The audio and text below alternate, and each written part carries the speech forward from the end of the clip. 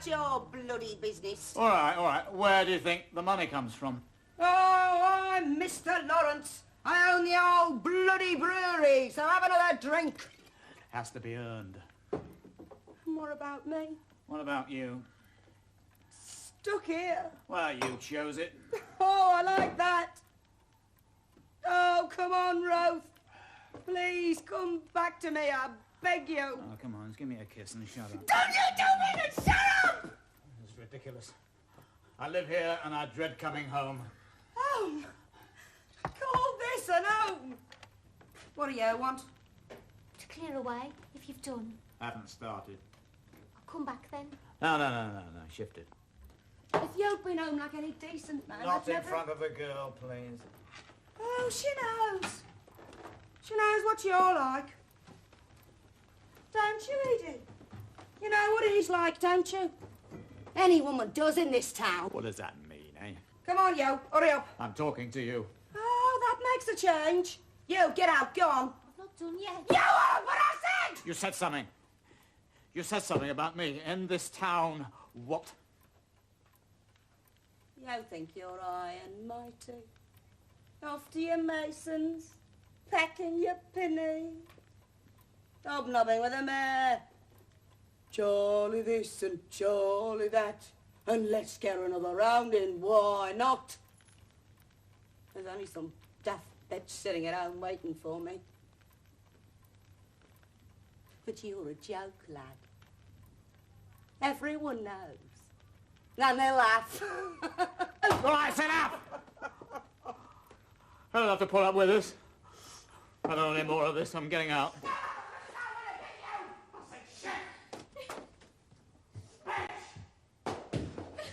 Chef! Bloody bitch! Bloody bitch! I can be, and I'll show you!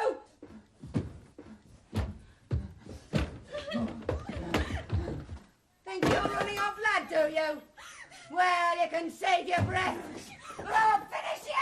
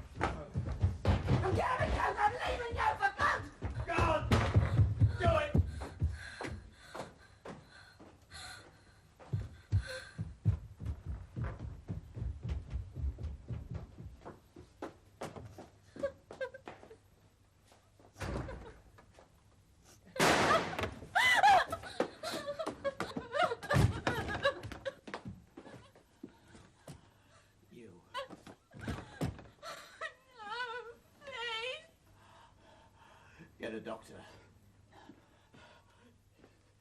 You heard me, girl! Out my back! Get a doctor! Quick!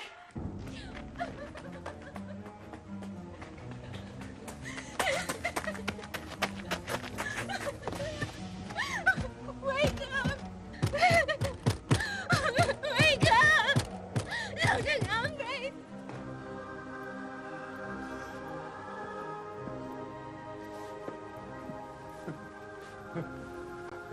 Sorry. Sorry.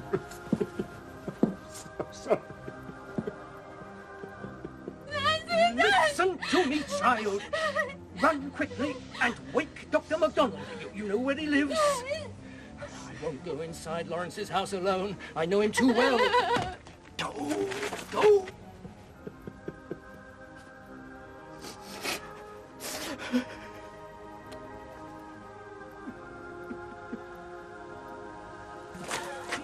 Wait, what on earth is going on?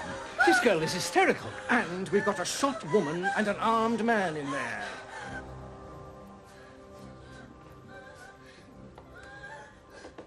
Lawrence, it's all right. It's all right. Towels, man, anything. Mr. Lawrence, can you from him? Don't ask anything from him.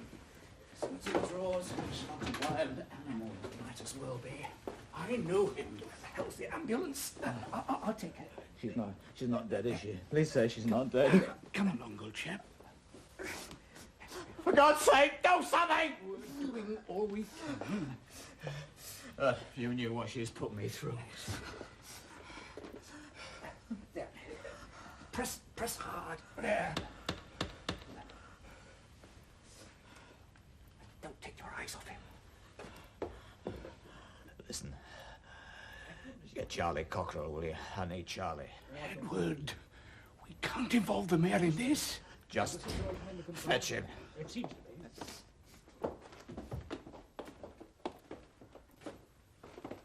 Done it now, Mr. Lawrence, haven't you? I've done nothing. Nothing. No? Stand up, would you please, sir? Why? Stand up, please. Against the door.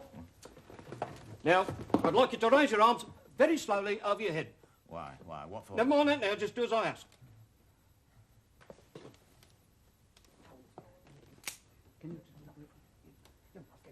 Mr. Lawrence, I must ask you to accompany me to the station.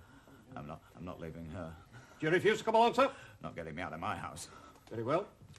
Edward Lawrence, I arrest you on the charge of shooting with intent to endanger the life of Miss... her name, please, sir? Ruthie. Her surname, Mr. Lawrence. Ruth Hadley. Thank you. I arrest you on the charge of shooting with intent to endanger the life of Miss Ruth Hadley. You're not obliged to say anything now, but I must caution you that anything you do say will be written down and may be used in evidence against you. Right, take him out. You're not taking me anywhere. Come on. Get away from me! Come on, hold him, hold Stay with Ruth! Out with him. You're not leaving Ruth!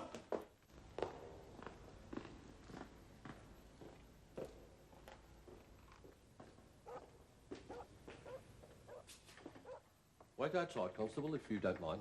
I'm sorry, sir. I'm afraid I've got to I start. said outside. Very good, Sir Charles. Would you close the door, please, Constable? Yes, sir. What the hell's going on, Ted? Have they told you anything? Jack Hill says you've shot Ruth. Jack who? Inspector Jack Hill. He arrested you. Pull yourself together, Ted. I told you months ago. Didn't I tell you to get rid of that girl? I did. What was she doing in your house tonight? She came back Did you ask her to? last week. God in heaven, you are a bloody fool. I love her, Charlie. Love. Love. You love your wife. You love your children. That's official. You stick to it. Do you understand that? Get me out of this place. No, Ted. This time it's too serious. Look, you're the mayor. Chairman of the bloody watch committee. Come on, pull a few strings. Sorry to interrupt, Sir Charles. I have to charge you again, Mr. Lawrence. Amended, you see. The charge is murder now. Sorry about this. Murder, you say? Yeah, that's all right. Shut up, Ted. Mr. Lawrence won't be saying anything till he's seen a solicitor. And you'll need a good solicitor, too. No nonsense about bringing old Peabody into this. I'm a London lad. Sharp as a tack. He'll get you off. Don't you worry. All right, Ted. I'll be in again tomorrow.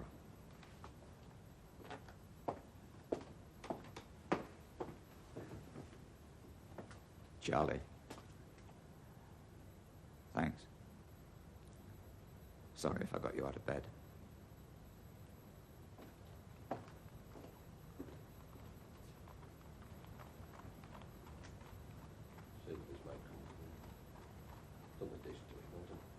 My wife will cook him something.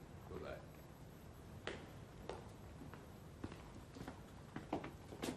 Ted.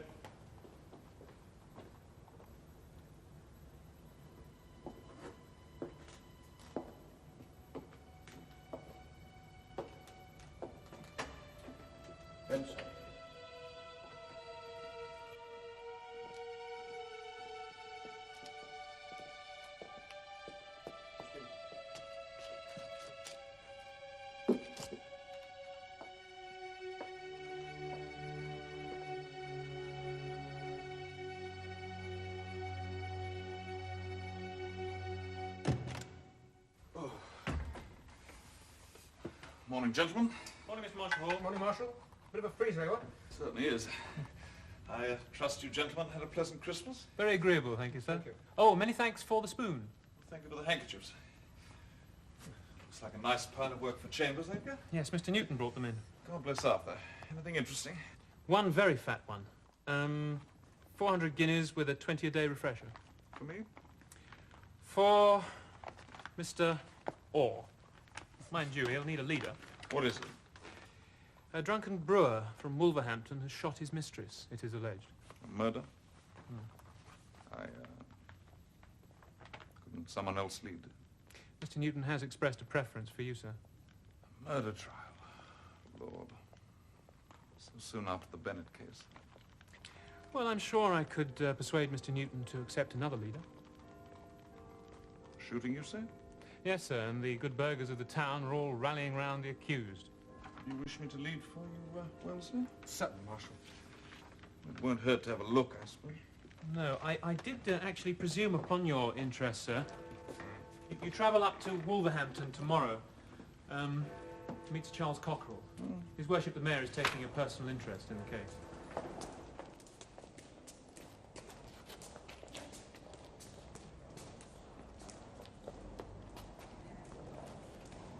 His Worship will see you now, gentlemen.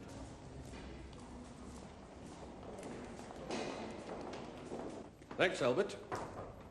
Come in. In here, gentlemen. Sir Charles. How do you? Mr. Marshall Hall? Charles, my junior, Mr. Wellesley Orr. How do you do? All right, Albert. Rest of the day's your own. I tell Newton here to hire me the best. I have done. Well, he's no object. Drinks, gentlemen? No, No, thank you. Let's get things clear, shall we? Ted Lawrence didn't mean to do it. It must have been an accident. You don't know him. Rich, well respected. Our MP, like us not, next election. He ends up in a damn police cell, accused of murder. All because he chased a bit of skirt. May look bad, gentlemen. It's not what it seems. I'd like you to come with me. And I'll show you why he's worth defending. Thank you. Morning, Sir Charles. I thought we'd started this brewery. Capital idea. I must say, Mark, I think this is all highly irregular. Is it? But I mean, barristers just don't do this sort of thing. Don't they?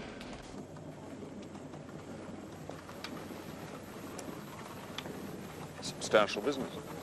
3 more breweries within 25 miles. And over 100 public houses. Inherited? Only this one. When he took it home from his father, it was ruined. He spent years building it up. I've had a cake of all that. Yes, out of his cups. There's the pity of it.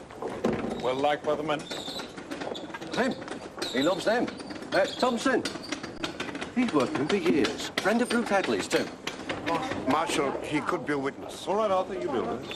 Fine. Afternoon, Your Worship. Why? Mr. Newton. Why? This is highly irregular. Well, We have our first witness. good.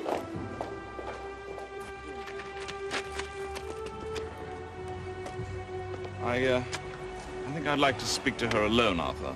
Do you mind? I'm afraid that there is little help that I can give you. My husband has behaved very foolishly. Foolishly.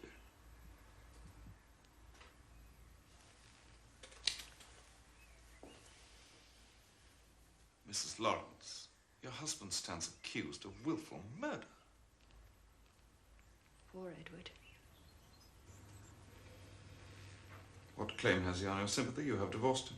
I have not. It was never made absolute.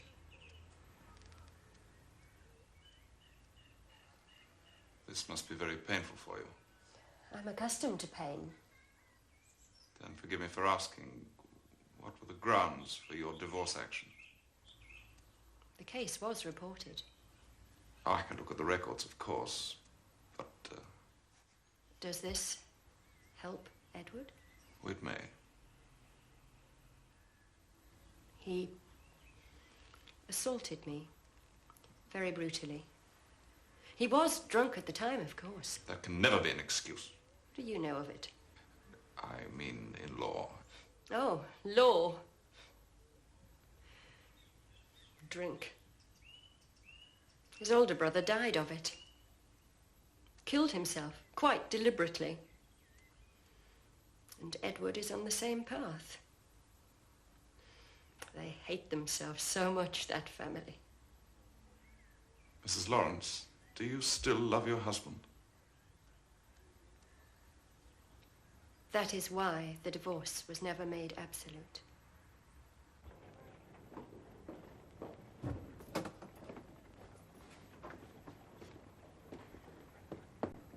Mr. Lawrence, my name is Arthur Newton. I'm your solicitor. This is Mr. Edgar Marshall Hall, who will defend you. Mr. Lawrence, how do you do, sir? And his junior counsel, Mr. Orr. Well, now, we have a task in front of us. Am I worth the effort?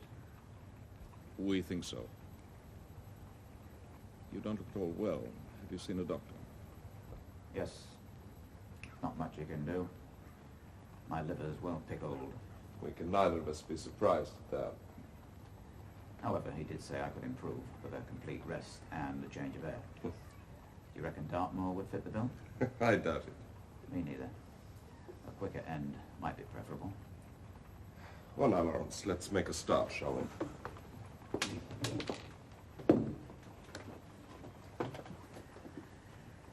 Now, on the night of Ruth Hadley's death, how much had you been drinking? All in one or two pubs. My pubs. Meet with any friends?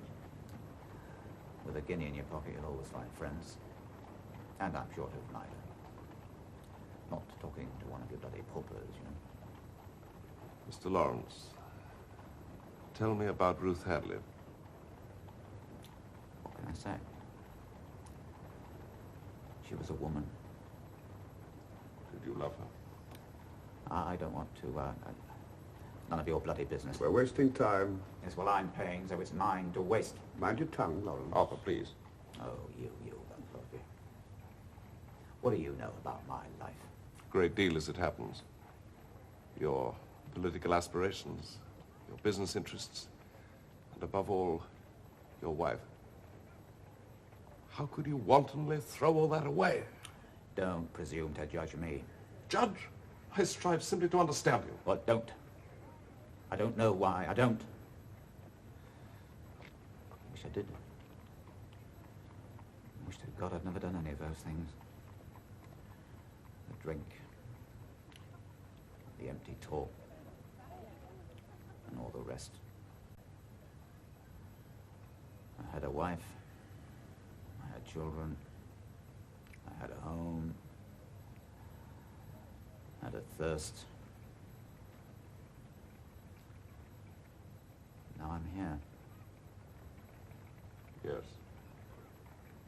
And you had a mistress.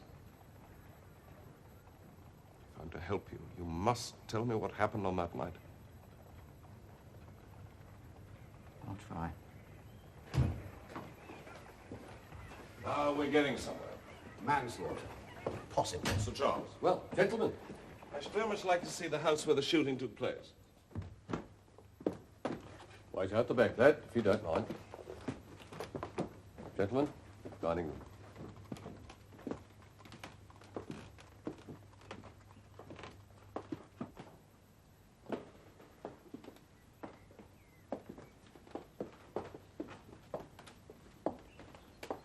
This is how they lived.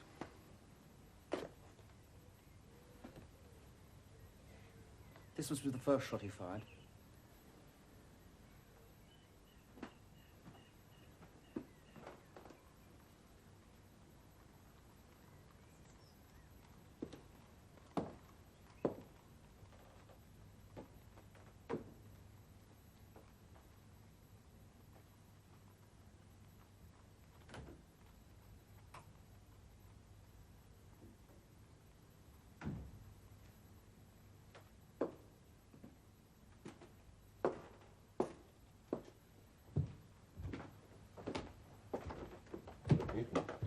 This isn't going to be a hanging, is it?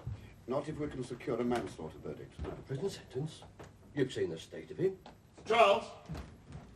Mr. Marshall Hall. This is most helpful. I should very much like to see the gun. Would you now? Thanks, Jack. I know it's a big favour. Discretion, gentlemen. Absolutely.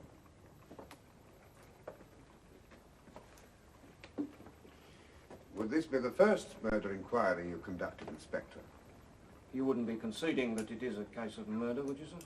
Oh, you know us lawyers better than that, I should think. I should do. And in answer to your question, no, it isn't. Though I've never known one so open and shut. Gentlemen, no more favours. The police will press their evidence with all force and rigour. Naturally. Duty, Jack. I've told you. Do it. Oh, I shall, Sir Charles. Is it all right? Gun's defective. Thank you, Inspector.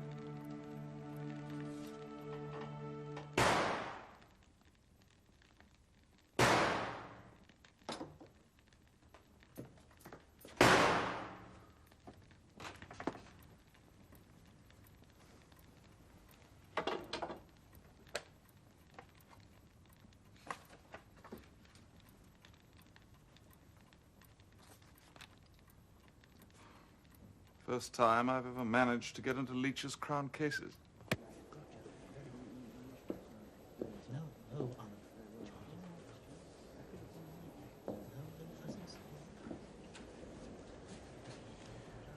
I tell you, Marshal, if you can get this one off with manslaughter, I'll buy you a crate of champagne. Very good of you, Arthur. Tell me, what would you buy me if I got him off scot-free? Marshal, manslaughter. It's what we agreed. It's time, sir. Thank you, Edgar. On we go.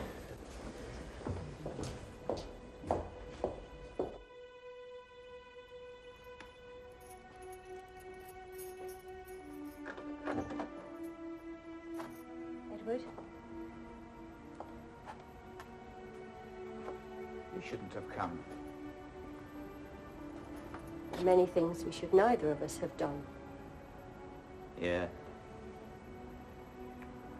So, are you here to gloat? You should know me better than that. Then why? I am your wife.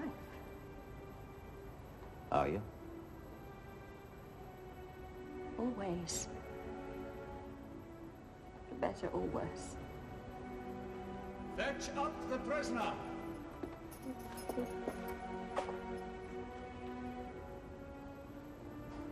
love you.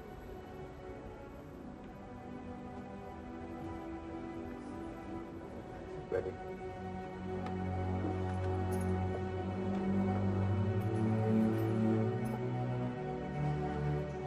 This case, gentlemen, is one of murder, and nothing less than murder.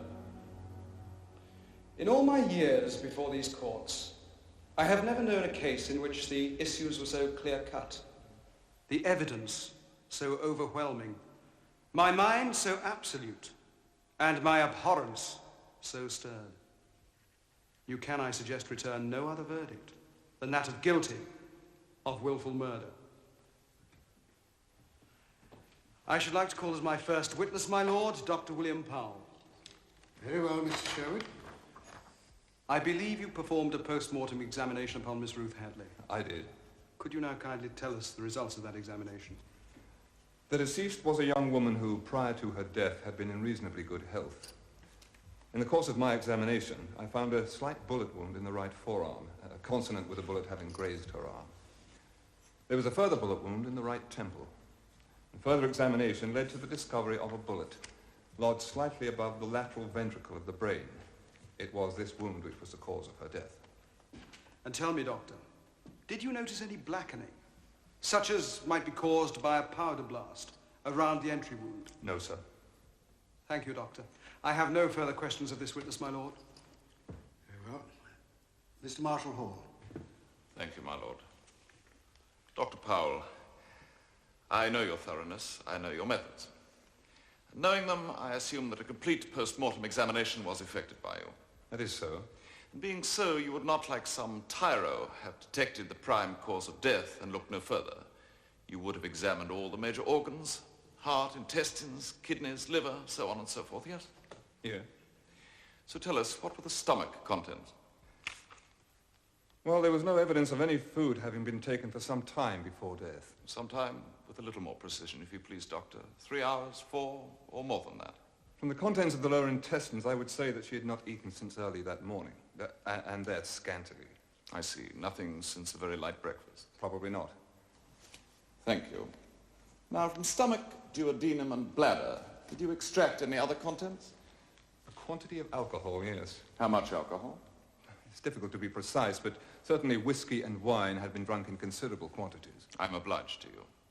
So whiskey and wine in considerable quantities had been consumed by Miss Hadley on an empty stomach. Now, let us turn our minds, if we may, to the gunshot wound. At what range was the gun fired, would you say? I cannot be precise, but due to the absence of powder blackening, I would say most certainly at a distance from the deceased of at least 5 feet. At least 5 feet? I would say so, yes. Not 3 feet? That would be unlikely. Unlikely, but not impossible. I repeat, that would be unlikely. In my experience, very unlikely. Then you may be intrigued to learn, Doctor, that I have owned, used, and studied guns all my life, and I have conducted a series of tests with the following results. Sheet 1, an identical gun discharged from a distance of 1 foot, result blackening. Sheet 2, a distance of 1 foot 6 inches, result slight blackening. Sheet 3, a distance of 2 feet, no blackening. My lord, this is totally unacceptable. Mr. Sherwood, I'm completely with you. Mr. Marshall Hall, you know very well that such evidence may only be produced as part of a sworn testimony. My lord, I am perfectly willing to swear to the veracity of these tests in the witness box should my learned friend wish to summon. My lord, this is absurd. Quite so. This is not a conjuring show. Mr. Marshall Hall, we have expunged your demonstration from our memories. Can your lordship perform such a feat? I am lost in admiration. Go on, sir. 2 feet, Dr. Powell. 2 feet. Mr. Marshall Hall. I have no further questions, my lord. I found a spent cartridge on the carpet, and I found a further bullet had penetrated the window and lodged in a wall opposite that window. Now tell us of the revolver. How did you come into possession of that? I removed it from the prisoner's pocket, sir. I see. You mean he had not discarded it then, in horror or remorse? My lord, I object. How can this policeman possibly know of my client's frame of mind before he'd even met him? Would you care to reframe that question, Mr. Sherwood? He still had the gun. He did, sir. And how many charges were in the chamber? 4. And how many charges does the chamber hold? 5. So, given that 2 shots were, we know, fired, the gun must have been reloaded. Undoubtedly. Thank you, Inspector. My lord. Mr. Marshall Hall? No, my lord, I have no questions of this witness.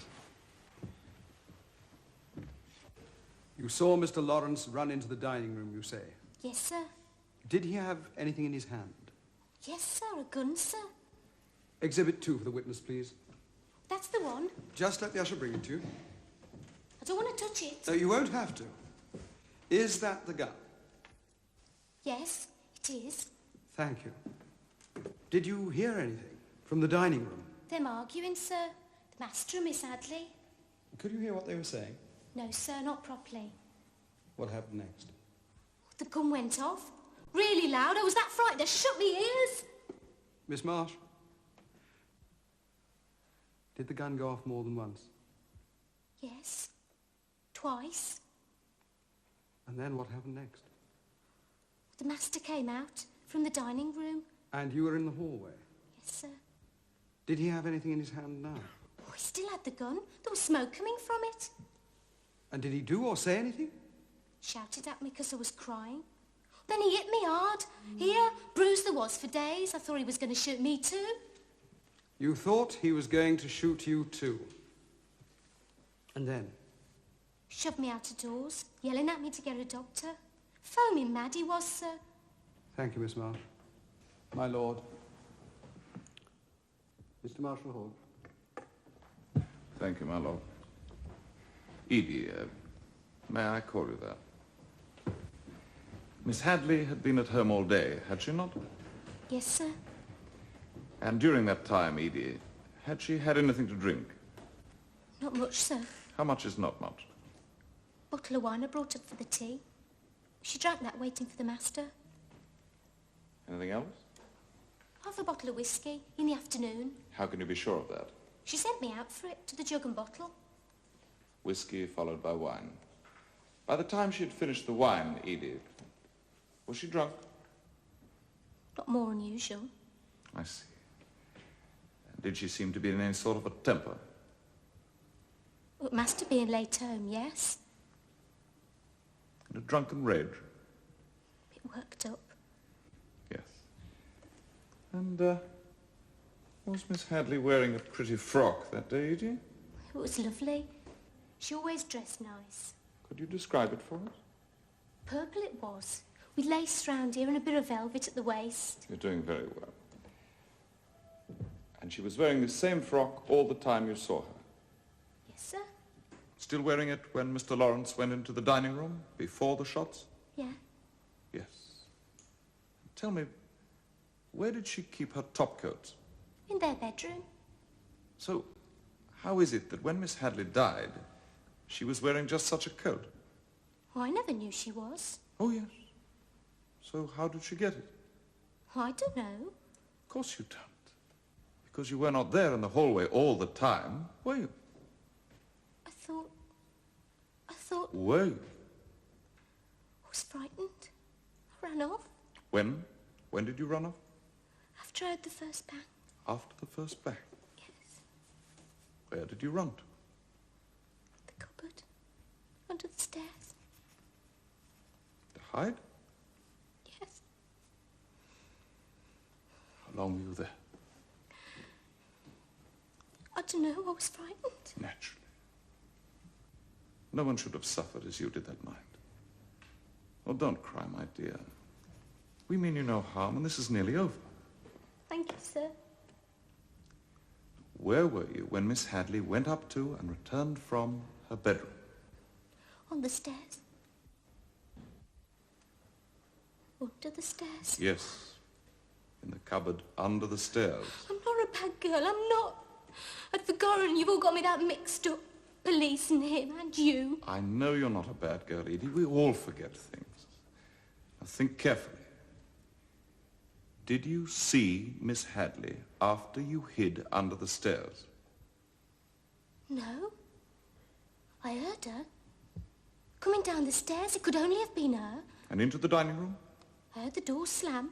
This all happened after the first shot had been fired. Yes, sir. You've done very well. You've told the truth. When his lordship permits, go home. Do you have any further witnesses to call? No, my lord. That is the Crown's case. Very well. Mr. Marshall Hall.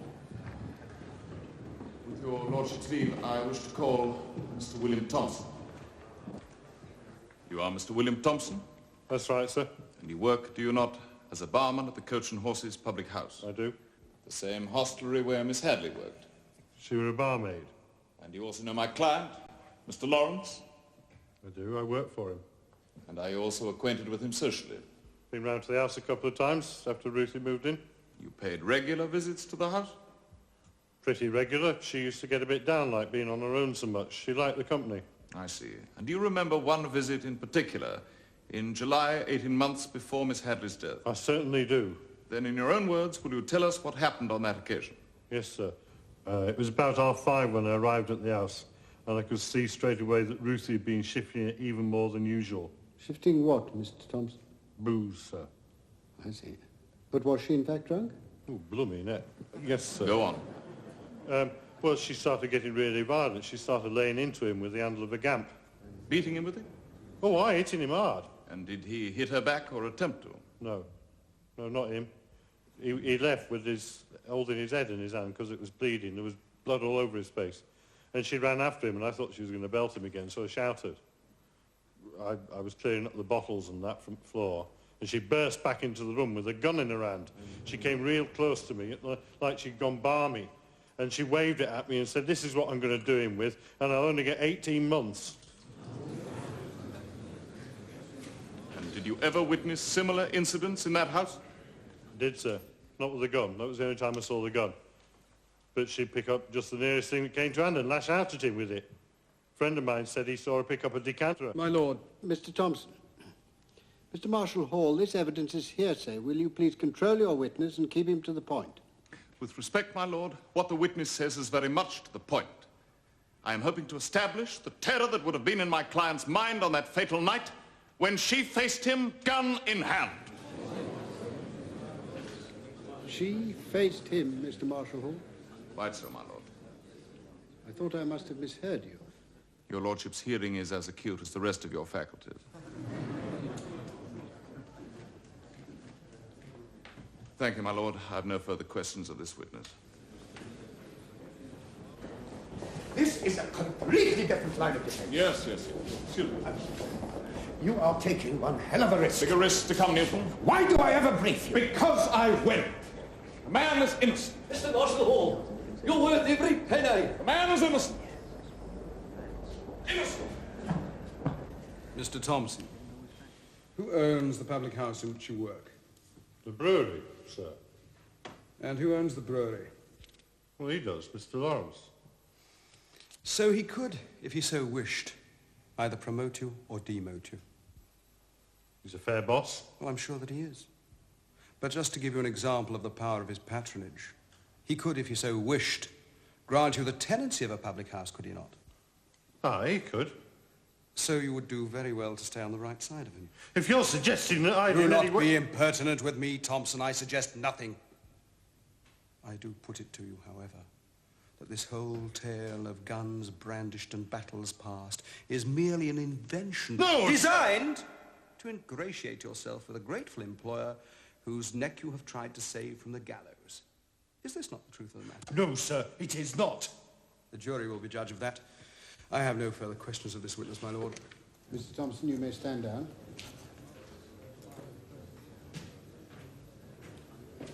Mr. Marshall Hall, have you any further witnesses you wish to call? My lord, I call Mr. Edward Lawrence.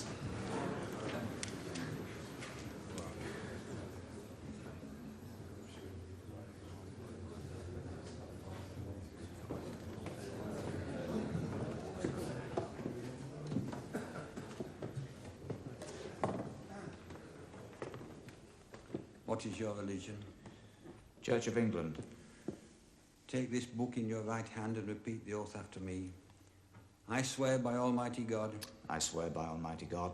That the evidence I shall give. That the evidence I shall give. Will be the truth. Will be the truth. The whole truth. The whole truth. And nothing but the truth. And nothing but the truth. Mr. Lawrence, at what time on December the 29th last did you return home? 8 o'clock in the evening. And had you been drinking during that day? Yes. How much had you drunk? A great deal. And Miss Hadley, in what state of mind was she when you arrived home? She was very drunk and very angry. I think I've given her cause to be, and I'm sorry for that at least. Leave your apologies, Mr. Lawrence, and stick to the facts. How did Miss Hadley greet you? Abusively. In words only? That's at first. But then she completely lost control. Picked up a silver cruet from the table, beat me about the head with it. Then it was anything that came to hand, she threw. Well, I knew her in that state. I had to do something. Thought I could frighten her out of it. How did you think to do that? I had a gun, which I brought back from South America. I lived there for a time when I was younger. So I ran upstairs and got it. Whereabouts upstairs? In my bedroom. I kept it in the cupboard there. And then what did you do? Came back down to the dining room, and she leapt at me, screaming. She could see I had the gun, but she kept on coming. I fired. Oh, well, wide of her, as I say, just to frighten her. But as she was lurching towards me, she fell into the line of it. Oh my God, I said, I've not hurt you, have I? And she was holding her arm like this. I was very frightened by what I'd done, so I went and put the gun back. Before you put the gun back in its hiding place, did you do anything to it? I replaced the charge that I'd fired with another one from the box of bullets I kept in my room. Why did you do that? I always kept the gun fully loaded, and I thought, would to God it had been true, that its use was finished with for that night. And you put the gun back in the cupboard? Yes.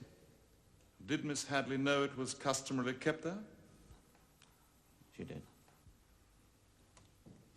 And then what did you do? Came back down to see how she was, but she pushed past me saying she was leaving me for good. I poured myself another drink, and next thing I knew, she was back in the room again. What was she wearing? A top coat. Mr. Lawrence, what did she have in her hand? That gun. Go on. And she was pointing it at me. I looked into the barrel of it, and as God is my judge, I thought my last moment had come. I saw the hammer rise, and I just leapt towards her for my very life, taking her arm like this. My lord, might I have your permission to effect a demonstration? As long as it's not another conjuring trick, Mr. Marshall Hall. It is not, my lord. Mr. Lawrence, would you be so good as to leave the box and stand on this table so that the jury may see you? Do it, Lawrence.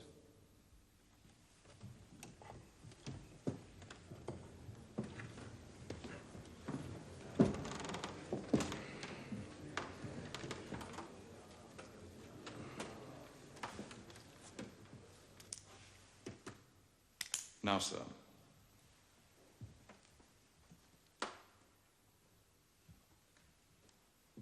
I take this gun.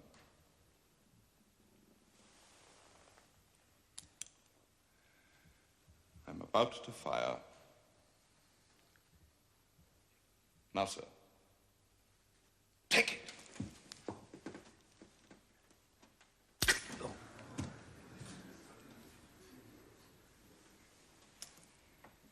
And Ruth Hadley lay dying.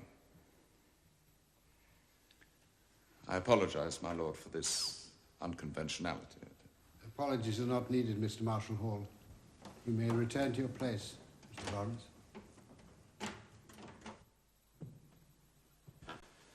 My lord, gentlemen, might I draw your attention to one other vital fact? The casing on this weapon is cracked. This gun is faulty. The merest touch may set it off. Now, watch carefully, if you please.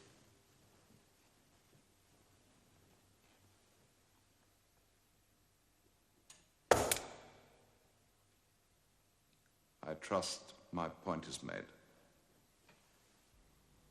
Gentlemen of the jury, a few more words from me and I have done.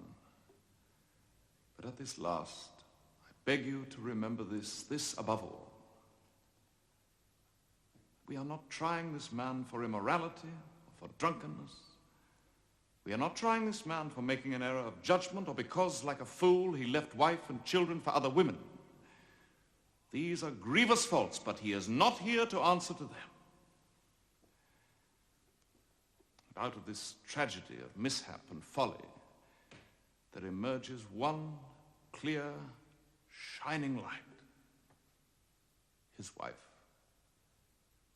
His wife stands by him. In spite of all provocation, she is there by his side. She is worthy of all his love. Pray God he may now prove worthy of hers. And when this terrible ordeal is over and you have given him back his freedom, as I pray you will, I trust that he will make use of that freedom and take again, as he did on his wedding day, the loving hand she holds towards him, making amends for the frightful misery he has brought her in the past. His folly drove her weeping from his life. And see what followed her. If she is the glory of her sex, her successor was its shame. Drunken, jealous, evil-tempered, resolute in vengeance. And on that cold winter's night, so hard on the heels of our great Christian festival of love, of light, of family, there was only darkness, hatred, and solitude in her heart as she sought his very life. Gun in hand, raised to kill, she was thwarted in that and paid the supreme penalty. Pray God she is now at last at peace.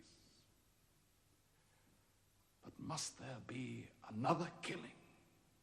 Must there? I have in my mind's eye an image which represents that abstract and divine quality we know of as justice.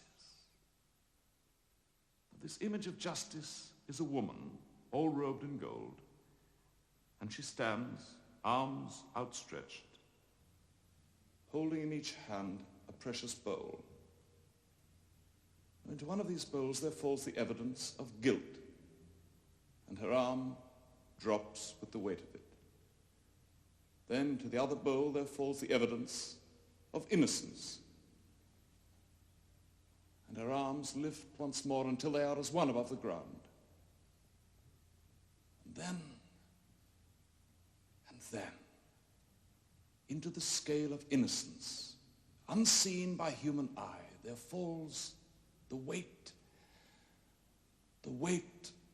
of the presumption of innocence.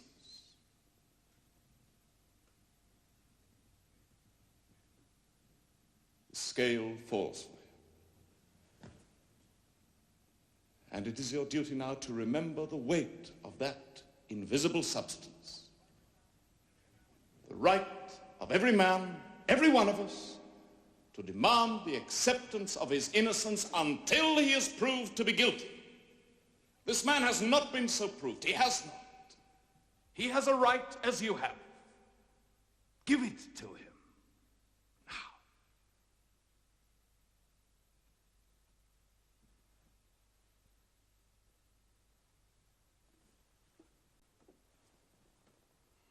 Gentlemen of the jury, will your foreman please stand? Please answer this question, yes or no. Have you reached a verdict upon which you are all agreed? Yes, sir. On the charge of murder, do you find the defendant, Edward Lawrence, guilty or not guilty? Not guilty. My lord, may the defendant be discharged. Mr. Lawrence, before I discharge you, I must add a few words of my own to those of your brilliant counsel. You've had a terrible lesson. But if you are resolved to turn a new page, you may yet find happiness with your lawful wife and with your children. And then perhaps God may forgive you for the life you've led. You may go.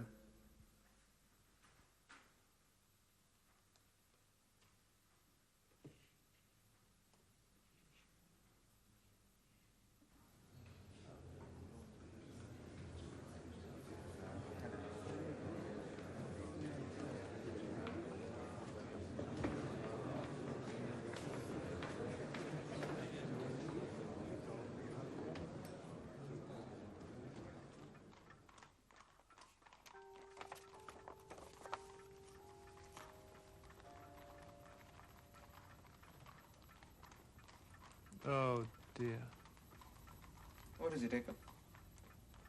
From Mrs. Lawrence.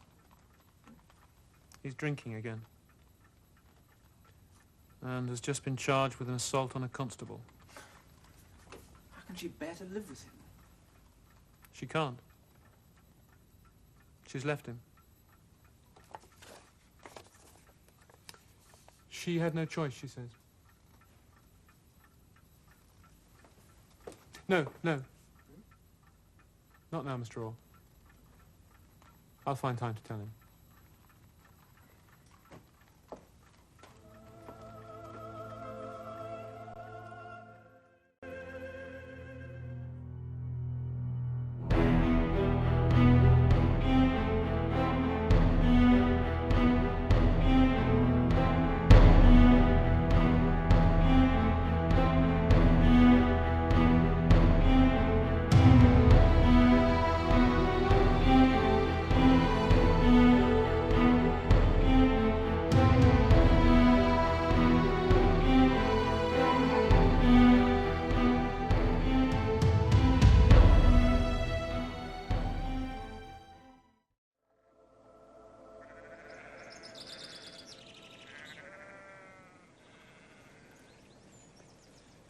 Right.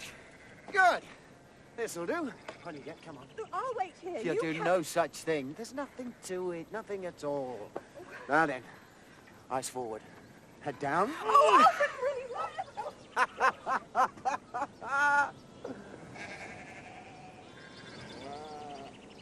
They're on the right-hand side. Alfred, help! Put the brake on. Where are the brakes? It's on the right. Oh, Alfred, No, where do I the right. stop? Oh, help! Never again, Alfred. Fool. Weren't I fool? She's my wife. She's upset and I do not permit that ever. So. I'm all right, Alfred. Perfectly all right. Far from it. Look, look. You must pay repairs. I can't. Leave it, Alfred, please, for heaven's sake. And you will. 18 shillings, at least. I ain't got no money. Oh, look, he's sorry enough, and so am I. Leave it, please. I only get 5 shillings a week. Oh, that's good. Then within a month you'll have paid, won't you? For the machine at least. Can you read? I know me letters. Good. Buy the Daily Mail tomorrow. You're in it. I will speak. Not at this juncture, Mr. Marshall Hall. It is what I am paid to do. Sit down. I will not sit down. Gentlemen of the jury, I do apologize for these diversions and interruptions. Sit down, sir. I have ordered you to sit. Oh, your lordship was referring to me. I thought you were addressing some acquaintance at the back of the court. Certainly, my lord. If your lordship would prefer me to address you sitting down, I am only too delighted to oblige. The evidence of this witness is tenuous, to say the least.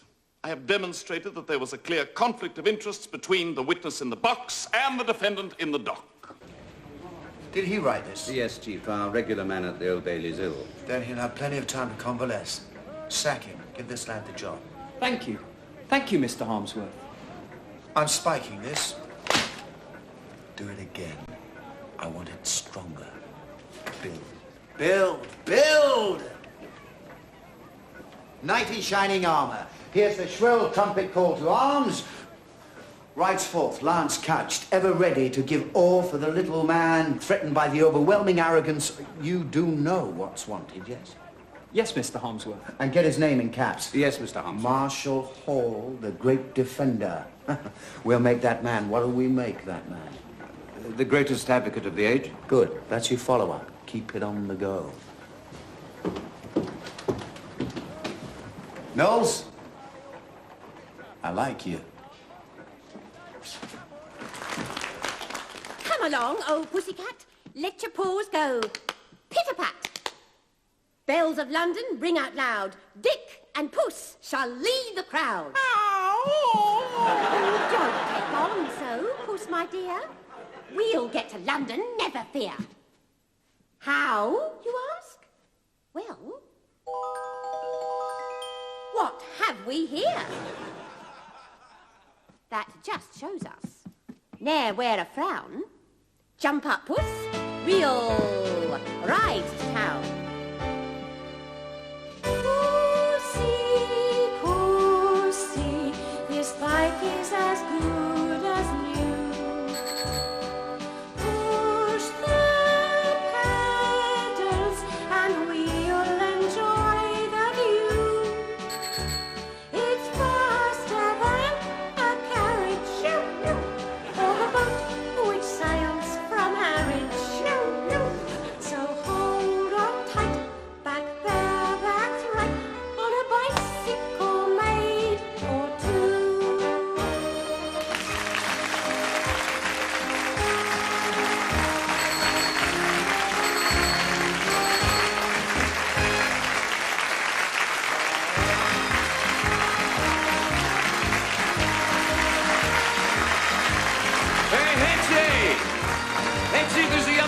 made fun with your daughter. I'll take you all, matey.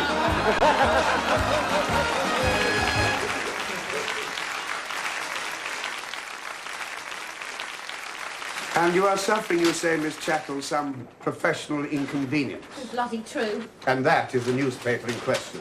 Here. Read it. Green Room Gossip. It's halfway down. I've marked it. Miss Rosie Boot, whose name is frequently before the public just now. Right, tart she is. Miss Chattel, if we are to contemplate bringing an action for libel, let us not muddy the waters by indulging in slander. Now, may I?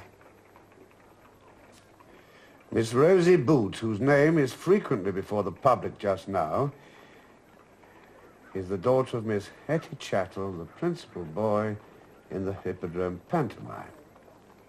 That's it, is it? That's enough, isn't it? And the Miss Boot mentioned here cannot, of course, be your daughter. Rosie Boot? She's only 10 minutes younger than God Almighty. So what age does that make me? Ma, they're calling me now. Ma, shouting down from the bloody gallery and the pit. It'll be the stalls next. Then a dress circle. Then it's curtains for yours truly. Professional ruin, you mean? I should say so. Mr. Newman, what are we going to do about it?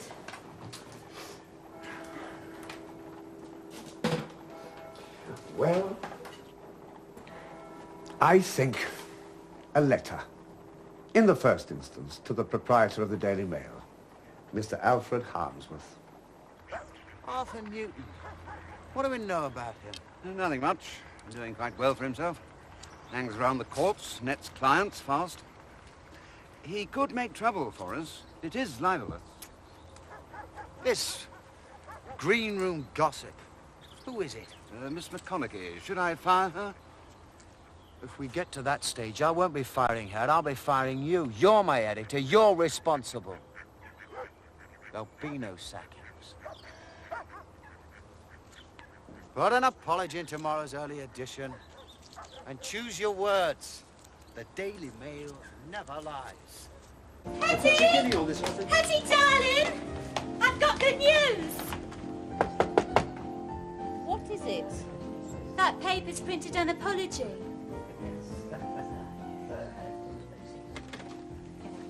Let's have a look. The statement which appeared in a portion of our issue under the heading Green Room Gossip to the effect that Miss Rosie Boot was the daughter of Miss Hetty Chattel, the talented principal boy now playing with the pantomime at London Hippodrome, was an obvious mistake which we much regret to have made. There are many well-known married actresses who perform under their maiden names, but the many friends and admirers of Miss Chattel are aware that she is an unmarried lady, and we accordingly offer her our sincere apology. They haven't even printed my bloody age! Unmarried lady. That makes Rosie Boot my bastard! I do indeed think that you have been grievously libelled. You have a good case. And as for the offered apology, it compounds the libel. But I must warn you that the power of the press is awesome. If antagonized, they can crush, they can ruin. I ask you to consider that. I have considered. They're not getting away with it. As I say, you have good grounds. Very good. But even if we win, it may not end there. I mean, how will Harmsless Hat review your performances in the future? Will they shower you with praise? I doubt it. You don't want to take this on, do you? Miss Chattel, we are merely trying to point out... One moment, Arthur. We had to give that warning. We have done. Now, do you still want to fight them? Yes. Good. Marshall Hall is appearing for Miss Chattel, sir. Ah, Marshall Hall. Oh, yes, sir. This Chattel woman, are you telling me she's nothing to hide? No lovers, no scandal? Come on, find them. There's not much time before the case, sir. Make time! hearing delay. Yes, sir. Marshall Hall, Yes, sir. after all we've done for him.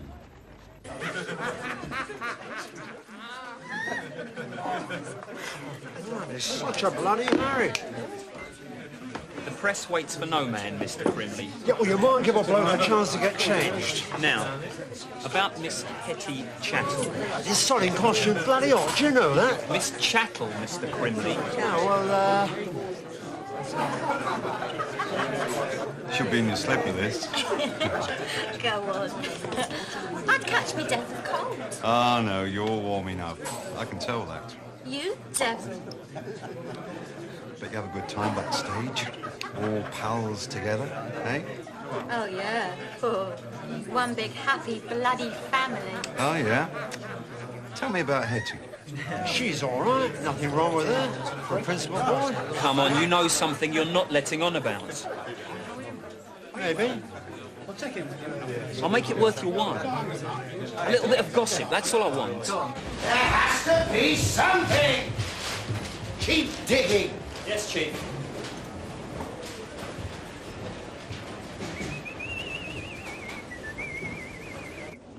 Morning. Morning. Little. She's going to turn up. She won't go. There. Miss Chattel. Hello, good morning. How are you? Miss Chattel. Oh, very sober. Just right. Well, I'll see what's happening. Go on. Morning.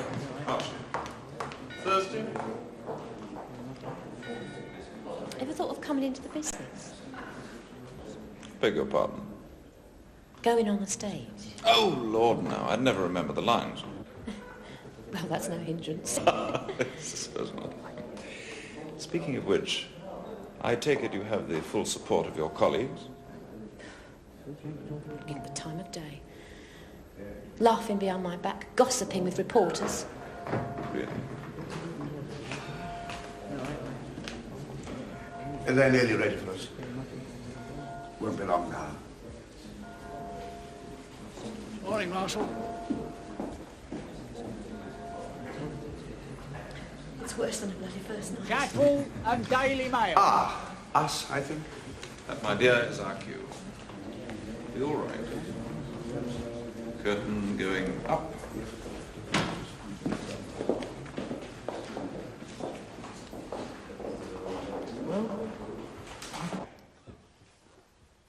Gentlemen, my learned friend appearing for the defendants has claimed that the apology printed in this newspaper provides adequate redress for the wrong done my client. Adequate redress. Gentlemen, would you regard this apology as adequate when it leaves my client vulnerable to abusive attacks from audiences and ridicule from her peers? No. Mere apology is no compensation for such damage. The chaos which resulted from opening Pandora's box could not be amended simply by shutting the lid. Furthermore, my learned friend asked for and was granted 3 weeks in which to prepare a defense. Why 3 whole weeks? I will tell you. So that hired hacks could ransack the private life of my client in an attempt to justify their pernicious libel. And after 3 weeks, they failed because my client is a woman of blameless reputation. She may be an actress. She may have to work for her living.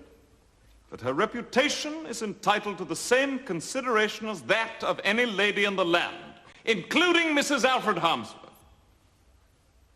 Because my client is in the public eye, her reputation in that public eye has been seriously compromised.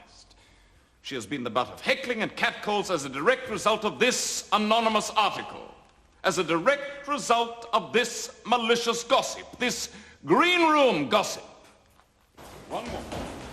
Against an army of money.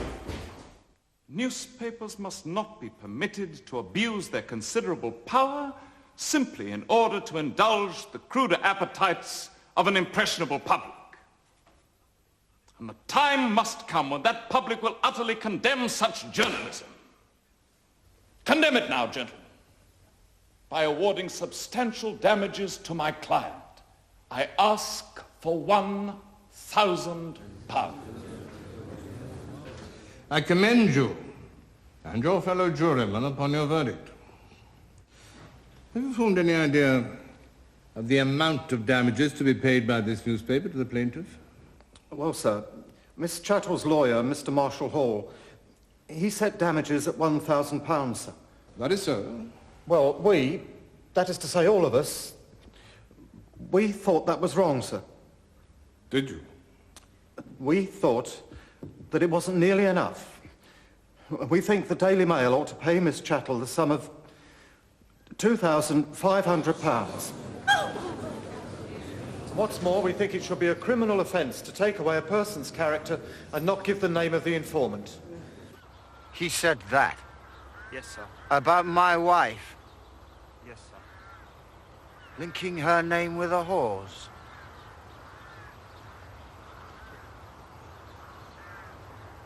Break him. Ruin me? That man? Don't be absurd. Above all, there are those barristers notoriously ignorant of the law who, by necessity, rely on absurd appeals to gullible juries. This could be the start of a campaign against you. It's not even worth thinking about. It has to be thought about. No. No. Isn't it beautiful? Picked it up yesterday at Sotheby's. Shenlong. What have I to do with Harmsworth, or he with the law? He's the Daily Mail. Oh, come on, who reads that outside the servants' hall? Do you? Yes, cover to cover, the Hetty Chattel case. Libel action? Well, libels fall on newspapers like leaves in autumn. Nothing exceptional about this one. His wife. What of her? God in heaven, man, do you never remember anything you say to jury? I remember my words perfectly. I said nothing that could... You said... You said, my client may have to work for a living, but her reputation is entitled to the same considerations as that of any lady in the land, including Mrs. Alfred Harmsworth. So? You don't see it? No, I don't. His wife linked with a pantomime trollop. He's taking it to the Court of Appeal. And he's throwing good money after bad. He's briefed 5 counsel. Loaded with money. And Sir Edward Clark's one. Did he? That's right. I hope Teddy stung him for a fortune. Oh, have you left the brief with Bowker? What brief? The defense of Miss Chattel in the appeal court. You do want me to do it. I'm sorry, I'm no longer able to represent her. Why? And if her present solicitor should approach her, then kick them downstairs. Mr. Harmsworth has, it seems, great power over little men.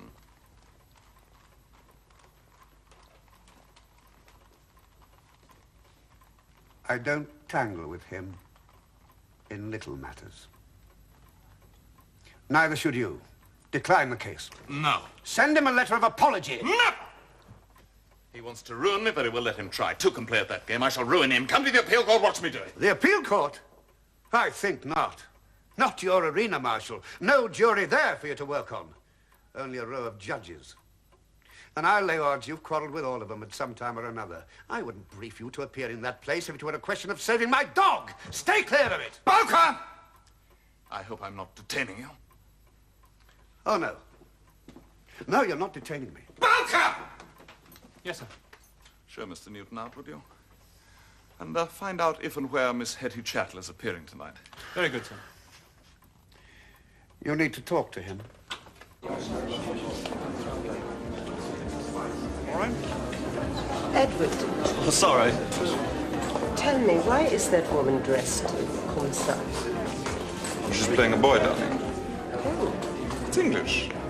Pantomime. That's the lady in the case. Come on. Ladies and gentlemen, will you please take your seats as this evening's performance... My dear, I feel just a trifle overdressed. No.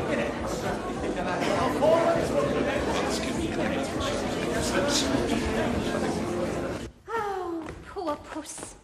How's your daughter? Goodness, where Mother Chattel?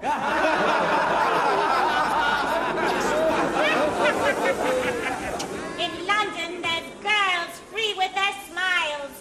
Stay with thy pussy, safe from their wiles. Marion, my dog. What do you here? I fled from my father, you to be near. I shall leave you with honey for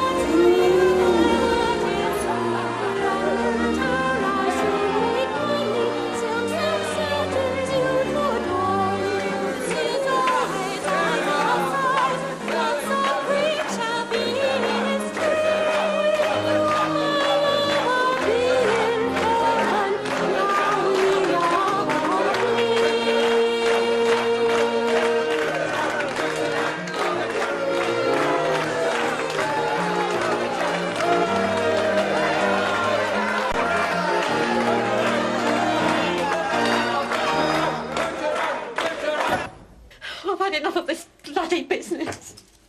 I want to get out. I want my money. It's not so simple, I'm afraid. Mr. Harmsworth, you see, he's taken the case to the Court of Appeal. So? Well, until that case is resolved, there won't be a penny. Well, you'd better go and resolve it then. Well, I'll do my best, of course, if briefed. Oh, I want you, of course I do. Do you have anyone acting for you? Do you have a solicitor? No, not now. Bugger off! It's all right, I'll get it. Thank you. Ah.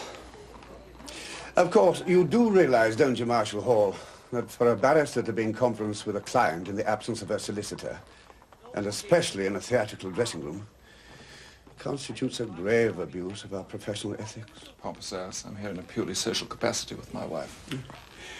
And very charming you look too, madam. Thank you. Sorry to be so official. But you're not my solicitor. Change of plan, if you still require my services. Take him. You said you were too busy. Oh, I am. But I don't like leaving a friend in the lurch. Have a care, Master. Case to come to our court. Yes? Master of the rolls, Harry. Scoundrel Harmsworth's appealing against a libel decision. Wasting his time and his money, I should think. What say you? I should like to judge that case with you, Master. Really, Matthew? Oh, yes. Now, who should be our third? Come. That is not a decision for me to take. I shall put up a name. Kind of you, but Send it round to you first thing in the morning. Well, Barker, that's a proposition and a half. Will you do it? Going to court as junior counsel to Marshall Hall? Who wouldn't? Several. This chop's bloody tough. Waiter. Why me, my friend? It's an appeal case. This chop is one of my granny's old boots.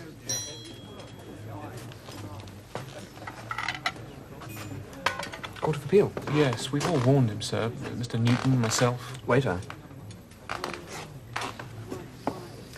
Another bottle of ale for Mr. Bowker. Oh. Are you sure you won't eat? Oh, no, thank you. But you know what he's like, sir. Warned him of what? The malice of the appellant. Who is? Mr. Alfred Harmsworth. It's truth. And who leads against Marshall? Sir Edward Clarke. Well. And 4 other top men. Judges? The Master of the Rolls, of course. Lord Justice Sterling and Lord Justice Matthew. But that's absolutely iniquitous. Everyone knows Matthew hates Marshall. Everyone except him. This friend Bowker will be the massacre of the bloody innocents. We need a man who knows law. We need you, Mr. Lush. Ah, but do I need it? And I would ask your lordship to consider those factors in addition to the details already put forward. My lord, we have not been faced with a temptation of this kind. Not ground between the heavy millstones of opportunity and need. How many more speeches am I to hear? You have spoken in mitigation already. This is of no advantage to me. My lord. I have heard you. I do not think your lordship did hear me. Say, Marshal, you're talking to a judge. You did not hear me because your lordship did not wish to hear me. You have no right to say such a thing, Mr. Hall. It was a most insolent observation for you to make. I cannot allow it. You meant to be offensive, and you must not be offensive. No, my lord, that was not my intent. I am paid to be defensive, and I will speak. My client needs it. Justice demands it.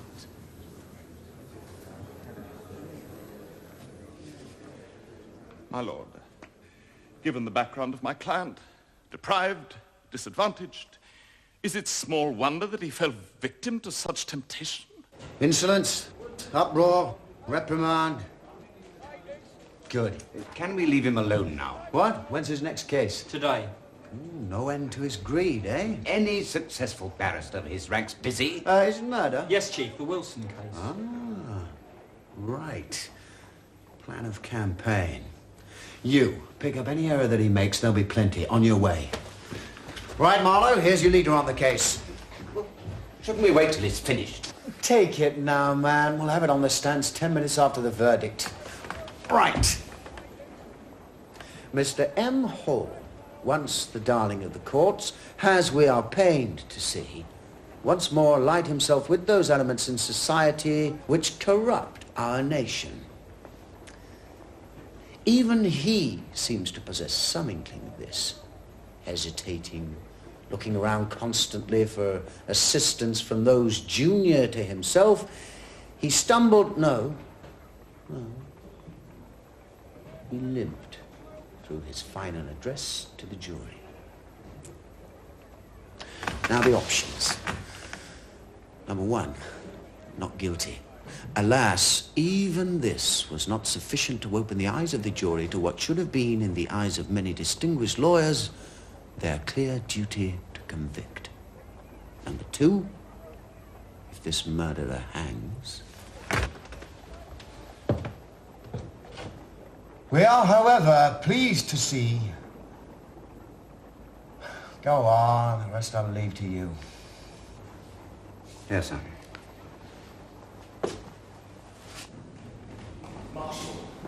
Marshal, you must not do these things. You will ruin yourself, Marshal. Ruin? Not much danger of that, thank God. Show Isaac's our feeble, Edgar. I'm afraid I don't have it with me, sir. That's incompetent, Bowker. Then I'm sorry, Mr. Marshall Hall. I must go and see how my breach of promise is coming on. Court number 3. The abandoned bride-to-be just threw her handbag at the judge. She what? Let's see. Oh, and Rufus. His lordship, according to expert medical evidence, is expected to survive. So there's no chance of a murder brief, I'm afraid. No, don't worry. There's a chance yet. The whole court's dying very peacefully. From boredom. Don't the jolly old sparks just fly when you're around, Marshal? No smoke without fire. Quite so. Do we have a date yet? For our appeal? So you will take the brief, Mr. Lush? I'm not compiling my social calendar, believe me, old thing. Court of Appeal comes well after the hunting season in life's sweet pleasures. I'll call on you in chambers, Marshal. Toodaloo. It's a relief anyway. He knows his law. You certainly need him, sir. I don't think this is quite the day for your telling me my needs, Bowker. I needed my fee book. Sir. What?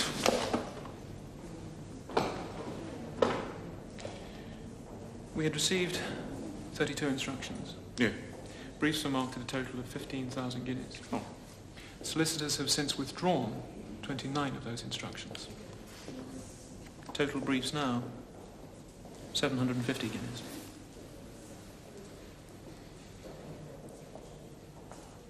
Good God. What it all has happened over the last 2 days. I'm afraid word travels very quickly in this village. What word is that? What bloody lying word is that? The press is against you. Judges are against you. That's the word. That you're a loser, sir.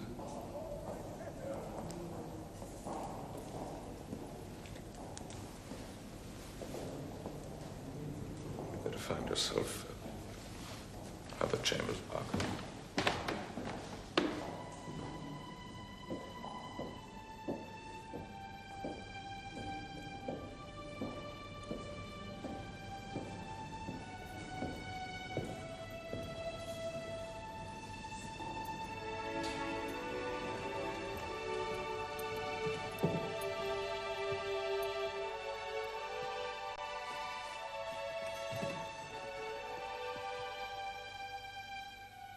Mr. Marshall Hall, it was always my ambition to serve you, sir.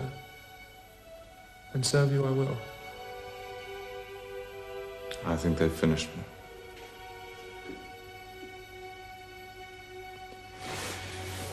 But I won't go down cringing. I promise you that.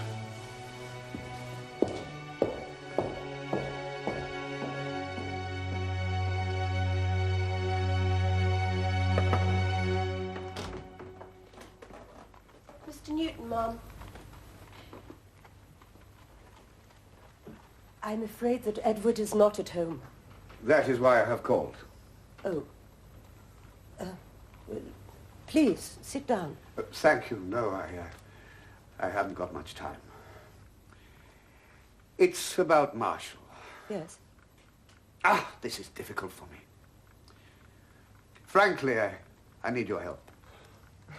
I really don't He's see what ruining himself, bit by bit, day by day.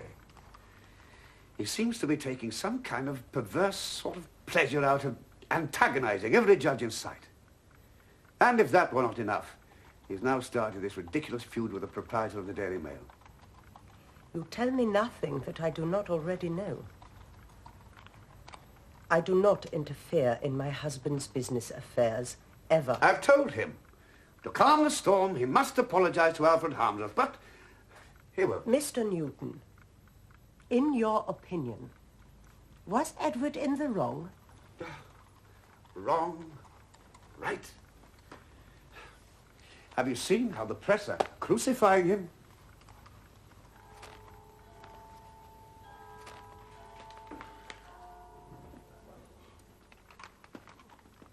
And it's not just the Daily Mail, I assure you.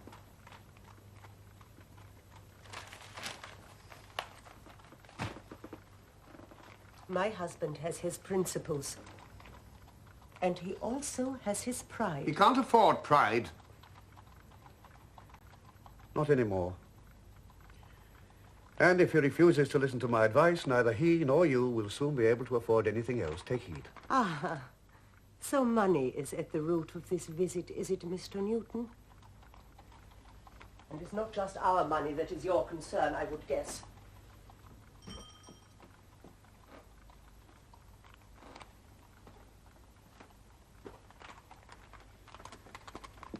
You must speak to him.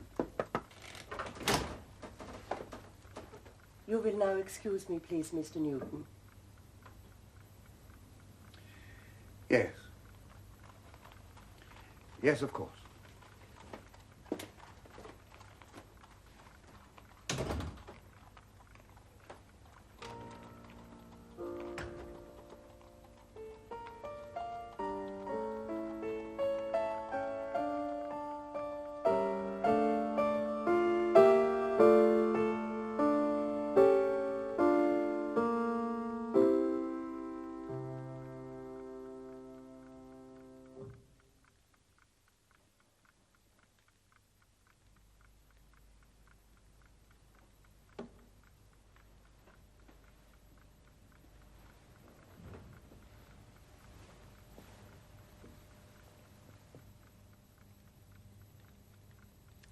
Something most unusual happened today. Mr. Newton came here to see me. Oh, I begin to feel jealous. Not of him, you know. I can't stand that man. What did he want? He wanted me to speak to you. Go on. You're angry. I'm nettled. What did he want you to say? He thinks you are committing professional suicide. Because I won't be swayed on a matter of principle. Oh, Edward. This feud with Mr. Harmsworth it's stupid. He says you should apologize. Never.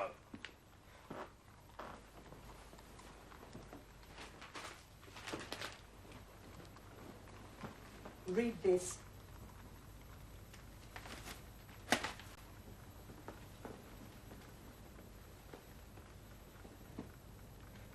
Failed? Failed? Edward, please, let's discuss I this fought that calmly. case hard and I fought it well. And the jury would have hanged the man. I mean, if they could have held the thing in public and pulled the bloody lever themselves, they'd have done it. I fought and I saved him. How is that failure? How? Of course you haven't failed. But Mr. Harmsworth says you have. Then Harmsworth a liar! The man was sent down for 5 years, then he goes free, and he's alive. Failed? Ask him if I failed. Why must you always lose your temper? Look at you. You argue with everybody, not only here, but also in court. Not only with me, but also with the judges. Henriette, I am as I am. I know I lose my temper. I know I antagonize the judges. Good God, believe me, I do try to restrain myself. But they are old men, set in their ways. They're dictatorial and unsympathetic. Edward, they are judges. Inflexible old men. And there's only me between those old men and my clients. The judges aren't prosecutors, are they? They might as well be. What do you think they were before they became judges? Listen, I have to fight for the client. I have to. I know that, my darling. I do know that. I'm so tired. I know. You're very brave, and I'm so proud of you. Edward, darling, please send Mr. Harmsworth a letter of apology. Do it for me.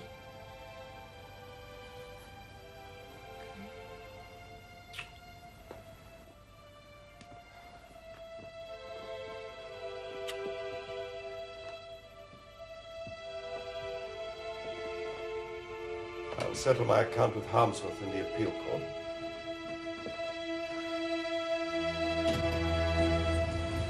The lady in the case? Brilliant. Suitably restrained in manner and dress, I trust. Every inch the heroine. And here comes an infinite variety of villains. Morning. Should we hiss? Morning, Marshal. Teddy. You feeling all right? Perfectly. You don't look quite the thing. I've told you I'm perfectly all right. Don't start the day by losing your temper with me. And for God's sake, keep it in there. Give Lord Justice Matthew half a chance and he'll crucify you. Do you hear what I say? I trust you've declined that brief, Bowker. Yes. Marshal? Far too much work in chambers as it is. Oh, excuse me.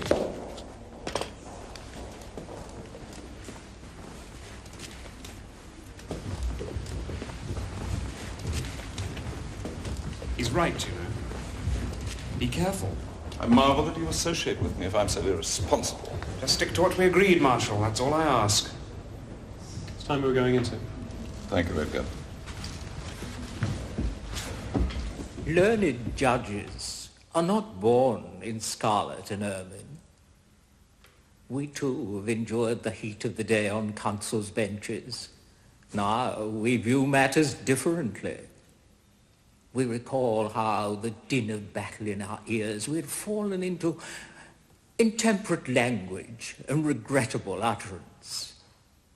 But in the light of reflection, we could have bitten off our tongues for being so rash. Would that a chance had come to take words back, make amends, and repair reputations. Would that it had. Is your lordship at the very outset of these proceedings asking me Mr. to apologize? Hall, I was with intent reminiscing. And when your reminiscences are published, I shall battle through the crowds to purchase a copy. But in the meantime, my lord, if you are asking me to apologize at the outset and throw away my client... Mr. Hall. Have I finished what I was saying? I most sincerely hope so. Sir Edward. My lord, I really... Sit down, sir. Sir Edward.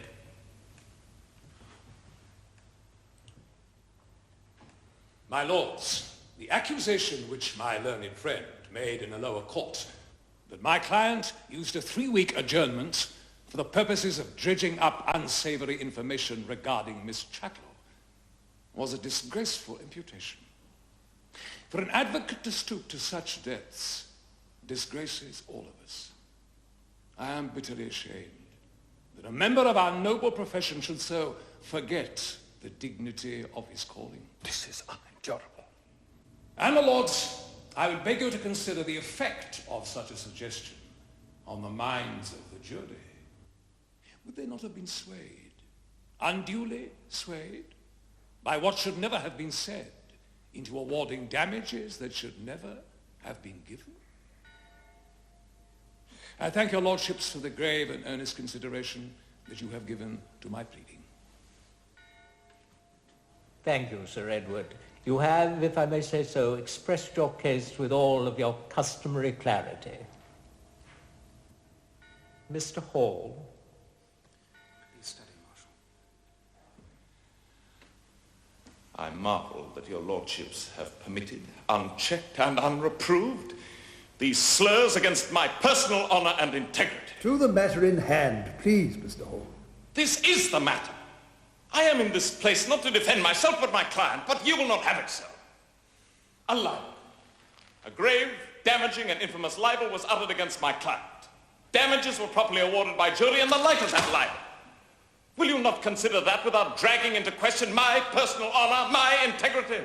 If it be demonstrated that in some lower court a jury has been improperly persuaded, then it is perfectly proper that we should take such persuasion into account. And, Mr. Hall, we shall brook no waste of this court's time. Proceed, if you please. I'm most grateful for your lordship's tolerance.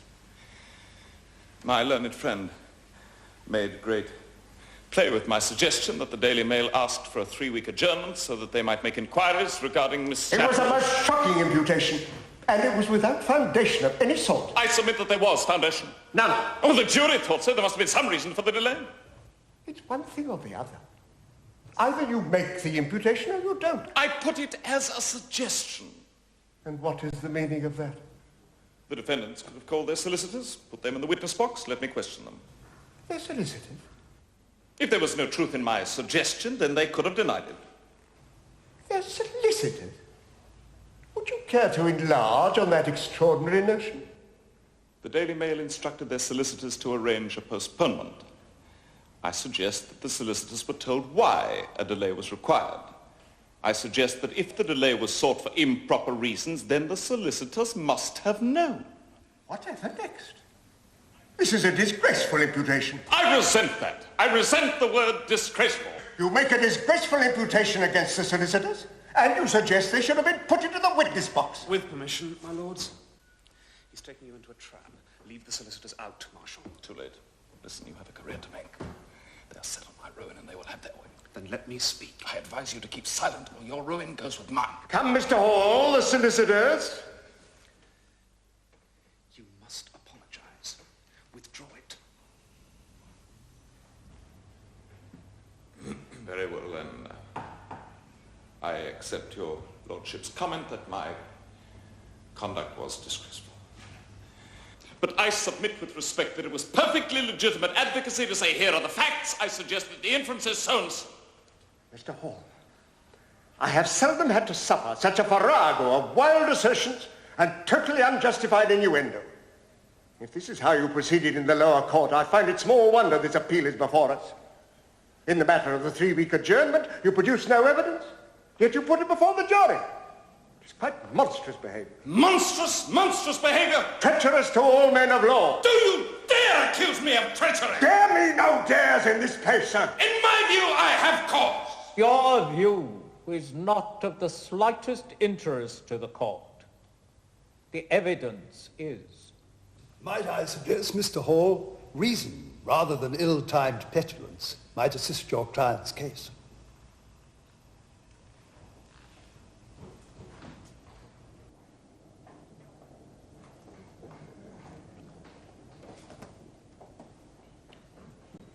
my lords. Yes, Mr. Lush? May I suggest to your lordships that there are ample grounds for the dismissal of this appeal? Then it is high time we heard them. Your lordships have heard them. It is scarcely the fault of my learned friend that you have chosen to overlook them. Weigh your words, sir. Have a care. And listen to what I say. Now, are you going to defend the imputation that was made against the solicitors for the defendants? That they had been employing an individual to go about making inquiries with a view to disparaging the character of the lady?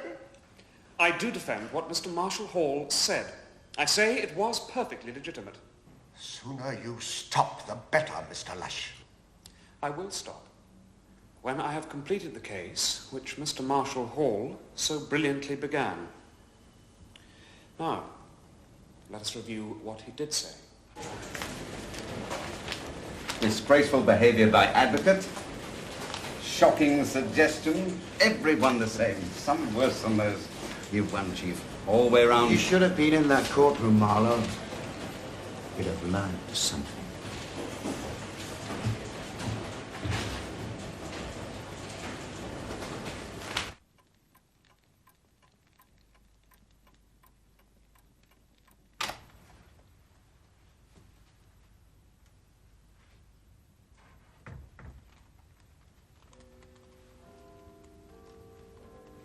Hello? Mr. Bowker?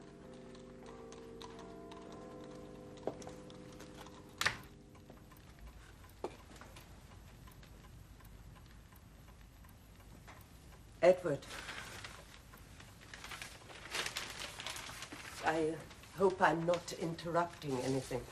These chambers? Scant danger of that. I was, of course, expecting you at home, but...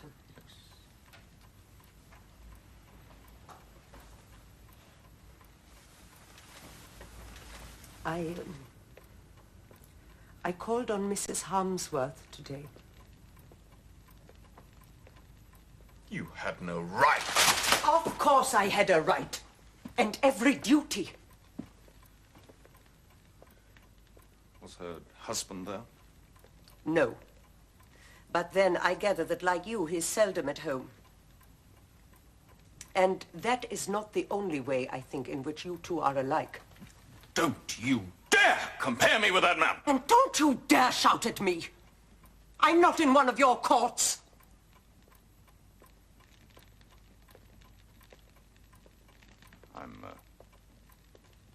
I'm sorry. Now there's a word.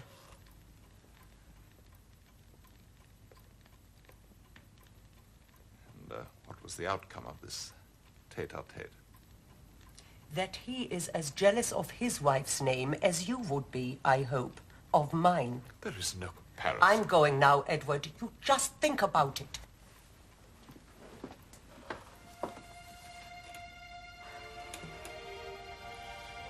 Think about it, darling.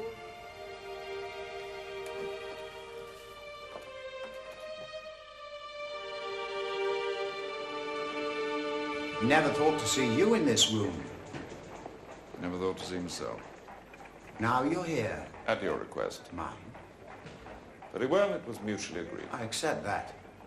You also accept an apology. I haven't heard it yet. In court, I used your wife's name in a context which you found offensive. For that, I apologize. Do you mean it? Do you accept it? Would you do the same thing again? If it were in my client's interests, yes.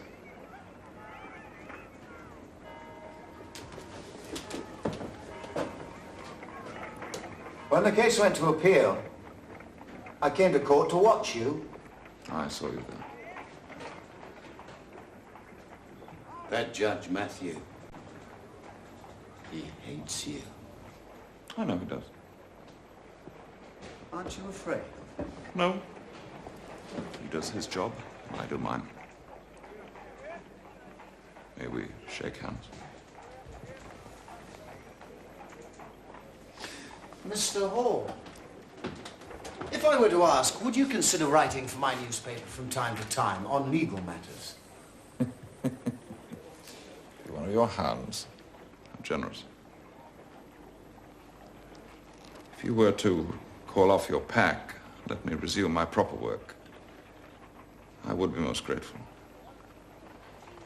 Very well, Mr. Hall. Marshall Hall, if you please, Mr. Harmsworth.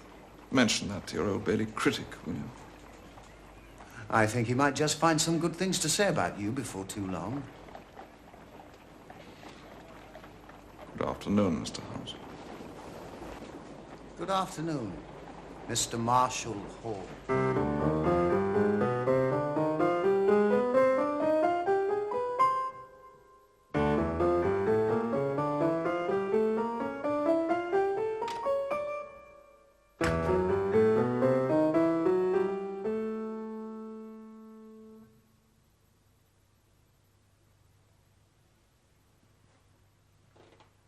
Something I have to tell you. You are a very clever woman.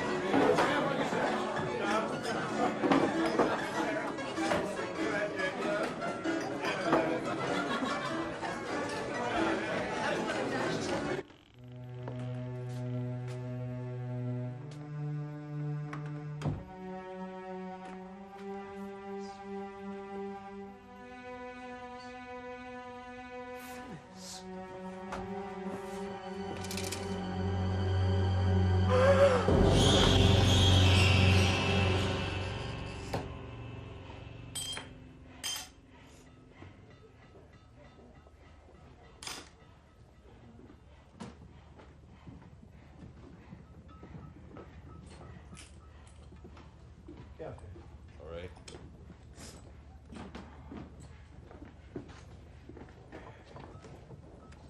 See the paper this morning? No time. Been a terrible murder. Huh? Terrible. Anyone we know? Some tart down Camden Town way. One of them. So it says.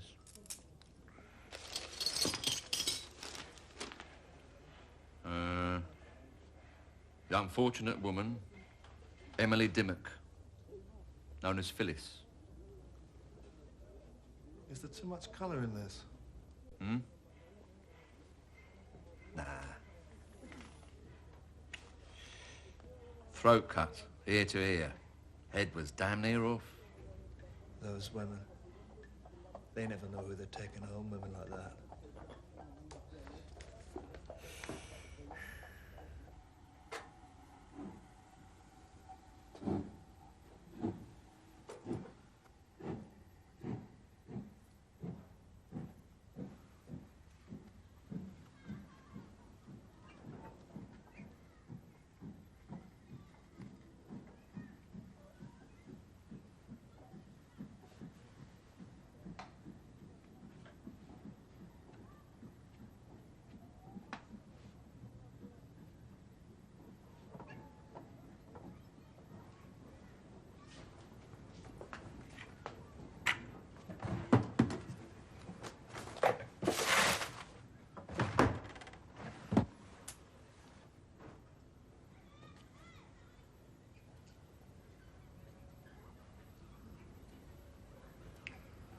Who the devil's Alice? Same writing. No doubt about that. Who is she, though, Inspector, this Alice? Oh, Alice doesn't exist, Sergeant Gross. I think Alice is a cover. These have been written by a man. Man's handwriting, that. How can you tell? Man that can draw. Phyllis, darling, if it pleases you, meet me at 8:15 p.m. at the... Do you know the Rising Sun, Camden Town? Yes, sir. It's not a place I'd take my grandmother. Yours to a cinder. Will you? Station. Wednesday. Bar of Town 8:15. Asking her to meet him again? Old lad's known her for some time, I'd say.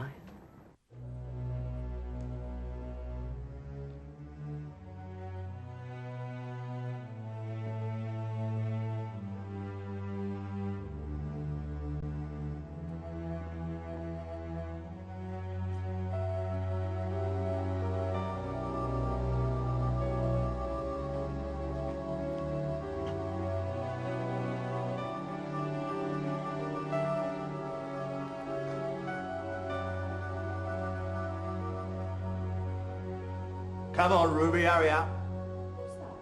Ruby. You?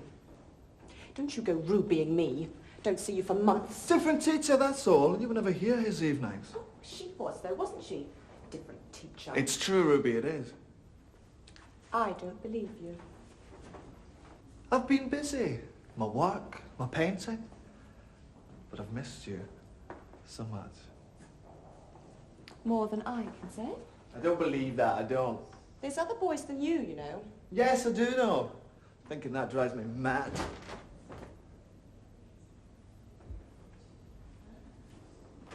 Does it now?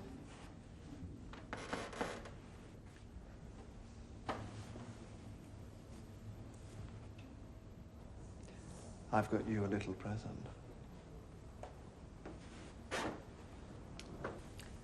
What might that be? It was my mother's. I want nothing from you. I want something from you, though. I wonder what that might be. Just a little thing. Oh, yes. I want you to say we still saw each other every Monday and Wednesday. Why? Every Monday and Wednesday, never missing. You take the biscuit, you do. Don't see you for months. Will you, though, please? Why? Ruby, please.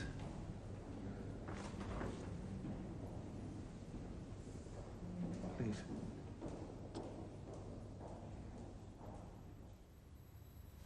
I love you. You keep still.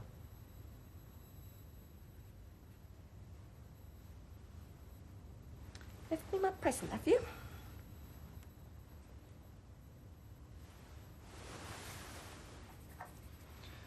Time was we didn't think about things like that. Oh, but time was you went off with someone else. Come on, Ruby. Sleep.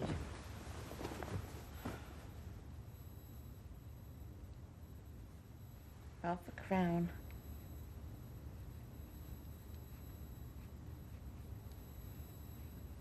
That doesn't make me a bad girl, does it?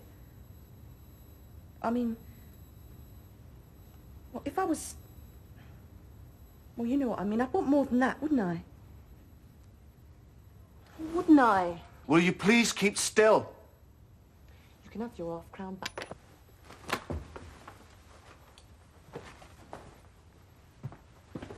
I love you, Robert Wood.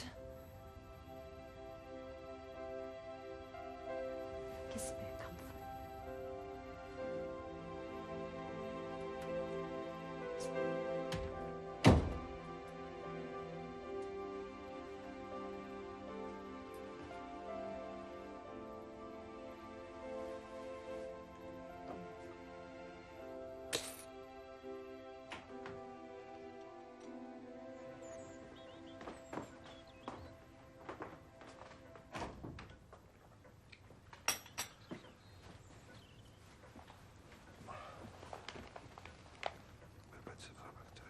Amen. Home late again last night, Robert? With a lot of orders on at the moment, Father. I can't get to sleep until I know you're all in. Sorry, Father. Pass the cream, would you? Only hope they pay you well for the hours you put in. Oh, yes. Must be worth a fortune, all the hours you put in. Now here's people who should not be paid. The police. What have they done now, Father? Nothing. That's what they've done. Nothing. Should be ashamed of themselves. Oh, that Camden Town murder. A lost woman. But murder, I suppose, is worse. You'll die. What's wrong with her? Suggested his breakfast. Any of this kind of mischief. God, it's filthy. Changed it? Never. Yesterday, I think.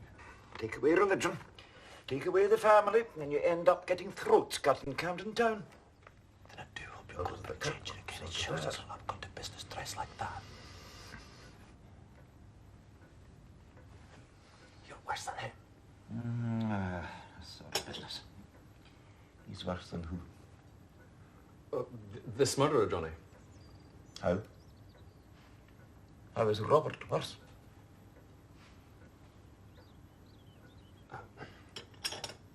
He isn't, Father. I was just pulling his leg. In the midst of life we are in death. Whom may we seek the succor but of the O Lord, who for our sins are justly displeased. Forasmuch as it has pleased Almighty God, His great mercy to take 3 tarts, a couple of pimps and a whoremonger. God, what a send-off. we therefore commit her body to be ground Who's that? to earth, ashes to ashes, dust to dust, sure and certain hope of the resurrection to eternal life.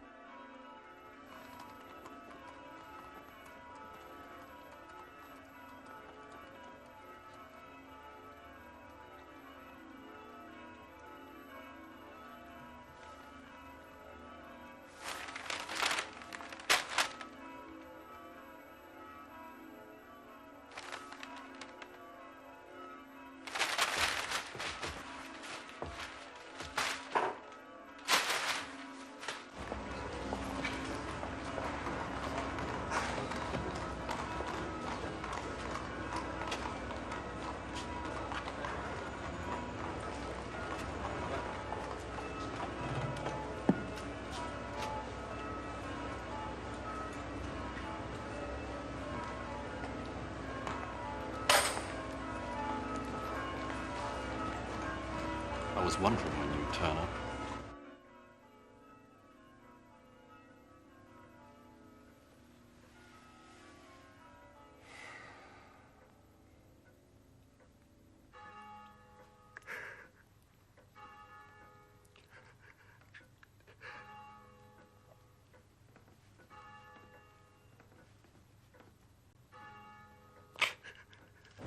Me? I would never shop a friend. But I saw you with her. You didn't. I did. On the Wednesday. It wasn't her in my life, it wasn't. Looked damn like her to me. You're mistaken. Bob, I've kept my trap shut, and I still will. Till someone starts asking questions. They won't.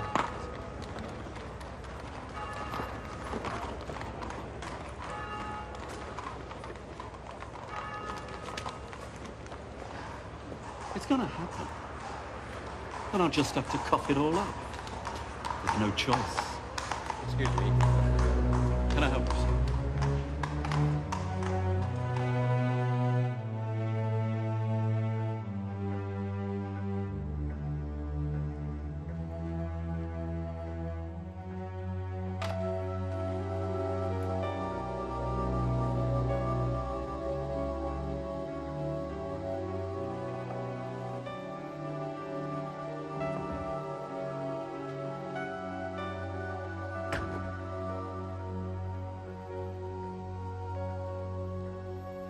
It's your writing on that postcard. And your drawing. Who have you told? No one. She wasn't much older than me, was she? Not much different, I don't suppose. I've never done any harm to anyone. Not in my life. Honestly, Ruby, I couldn't bear to. No, I know. But you knew her, didn't you? Yes, I knew her. And I saw her on the Friday, the week before she was... We were in the pub, the Rising Sun, and someone came round selling postcards. She asked me to buy one for her collection. I said no. I'd been in Belgium, I told you about that, didn't I? I picked up some really nice cards, artistic. Like a fool, I'd take one out of my pocket and I'd give it to her. Ruby! She asked me to write something on it and do a little drawing. But then she says her governor would cut up rough if I put my own name on it, so for a bit of a joke, really, I signed it Alice. She wants me to post it to her. I don't know why. I bumped into her again on the Saturday and she asked me again about her blasted card, so I posted it Sunday night. And that's how it happened. But did you see her again? On the Monday, same pub, Rising Sun. She was with a man. I don't know who he was. And then she comes up to me and she says thank you for her card. She was going, but she turns back now at the blue. No reason. She says she hates this man. I don't know why she said that.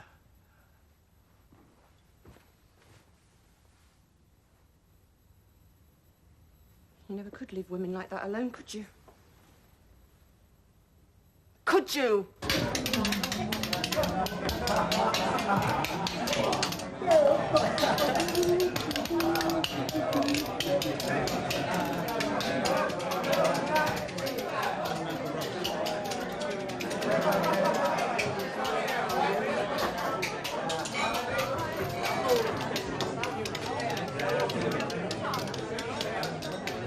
Mr. Roberts, I believe you've got something to tell us. Will you always love me? I will, Ruby. Always. Will you, Robert?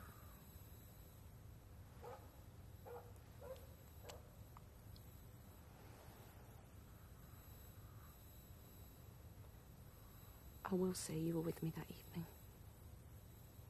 I'll swear it before the whole wide world.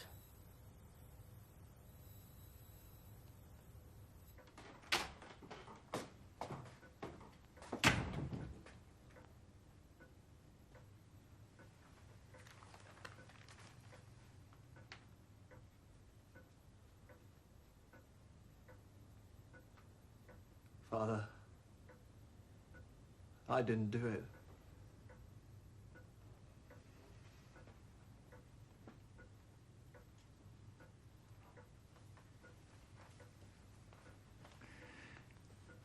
Hand on the book, boy.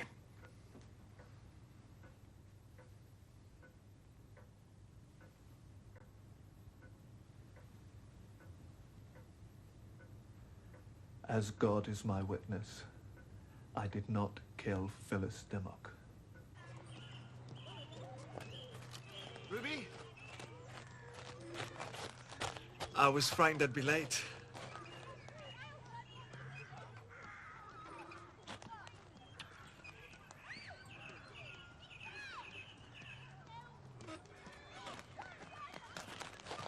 What's the matter? Ruby? What's wrong?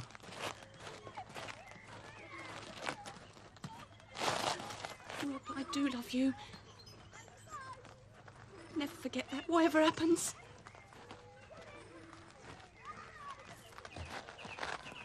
Robert Wood? Yes? I'm a police officer. I've reason to believe that you sent certain written communications to the late Miss Phyllis Dimmock. I want to do this. I must ask you to accompany me for questioning. All right. Ruby? Ruby, if England wants me, she must have me. Ruby! Be true!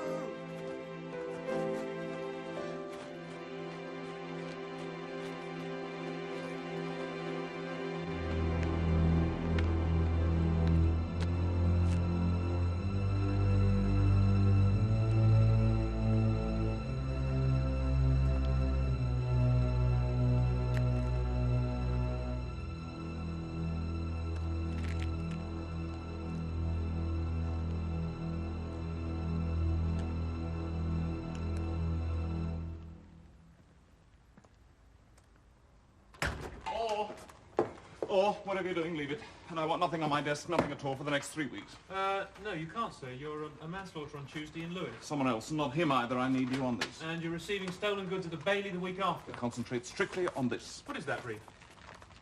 Mr. Leslee Hall to appear for the defence in the case of Crown and Robert Wood. Good Lord, And I'm delighted to accept your invitation to lead in this case. This is very bad form, sir. I've not had a sight of that brief. Who's the instructing solicitor? Palmer. He's a busy man. Can't hang around waiting for you, Bowker. Come on.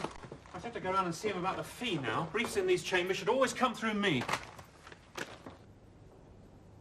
I did not kill Miss Dimmock, Mr. Hall. I shall trust in the good sense of the jury and your own extraordinary skills. And I have my alibi. My dear young man, I think you must know by now that your alibi is worthless. In the end, Miss Ruby Young will stand by me, whatever she may say now. She loves me. Please, answer me directly, just once. Where were you on that night? The light is so bad in here. Please, put the pencil down. I'm allowed no other recreation. Do you not understand that you face trial for your life? Please, don't move. I've almost got it.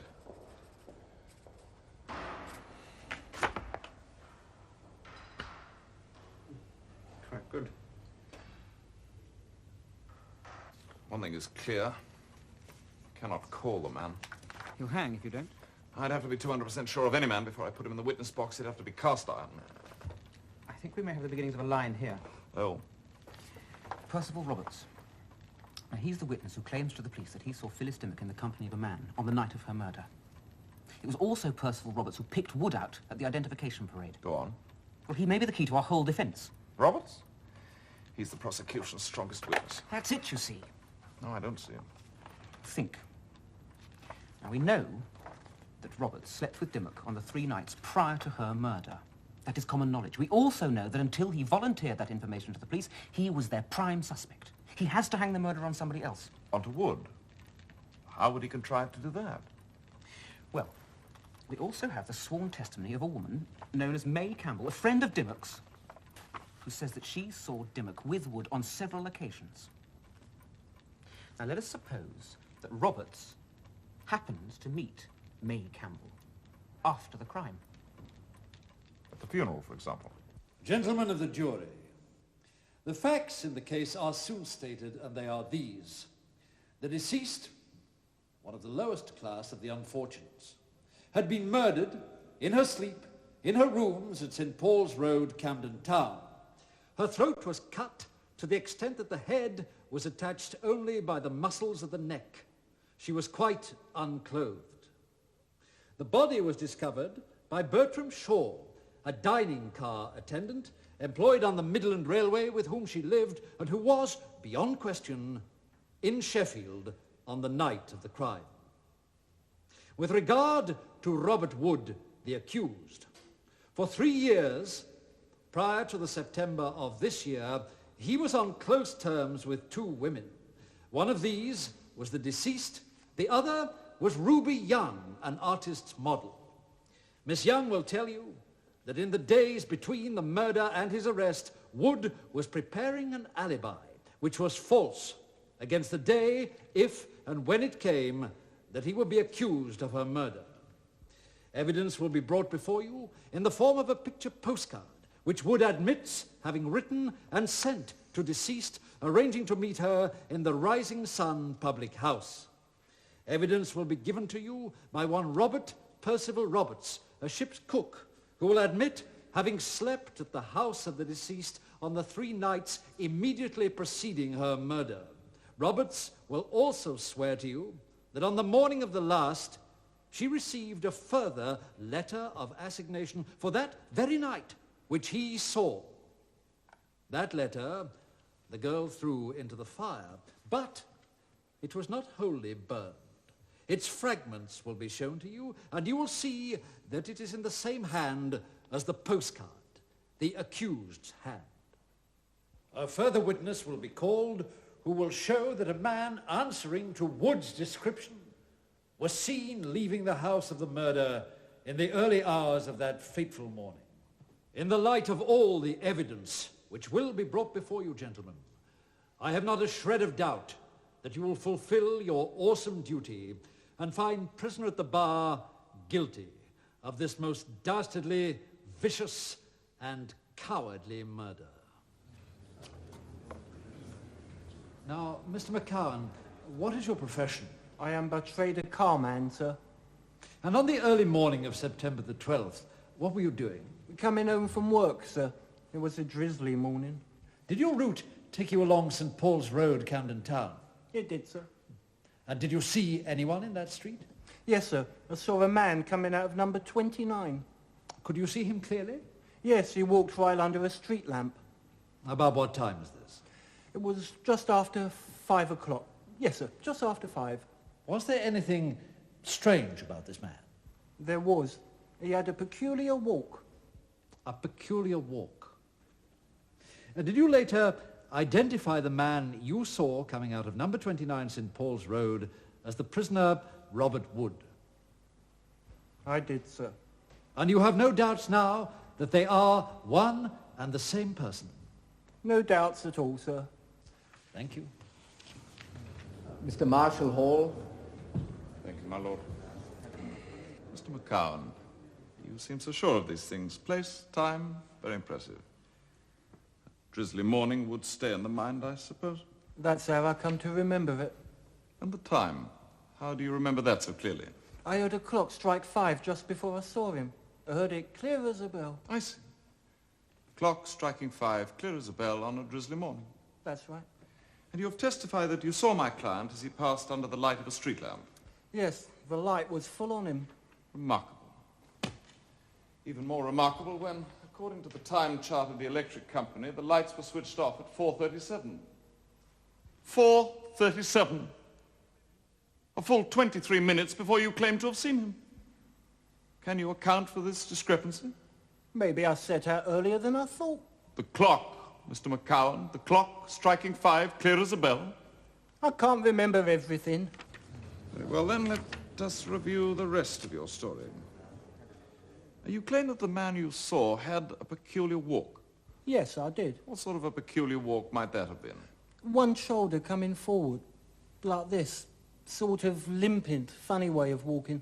Wood, please walk across the dock.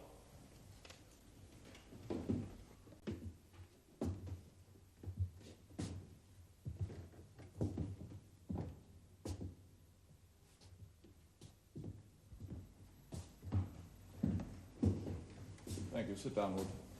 I see no such peculiarity, do you? Well, he wouldn't now, would he? He wouldn't now and he wouldn't then, because he never has walked in such a fashion. Now, McCowan, I put this to you, that you were wrong about the weather, because far from being drizzly, the morning of the 12th was one of the hottest and driest of the year. You were wrong about the lighting, because the lights were out. You were wrong as to the gait of the man you claim to have seen, and you're completely wrong about his size. Apart from these few trifling errors, your witness has been a model of truth and accuracy. No more questions of this witness, my lord.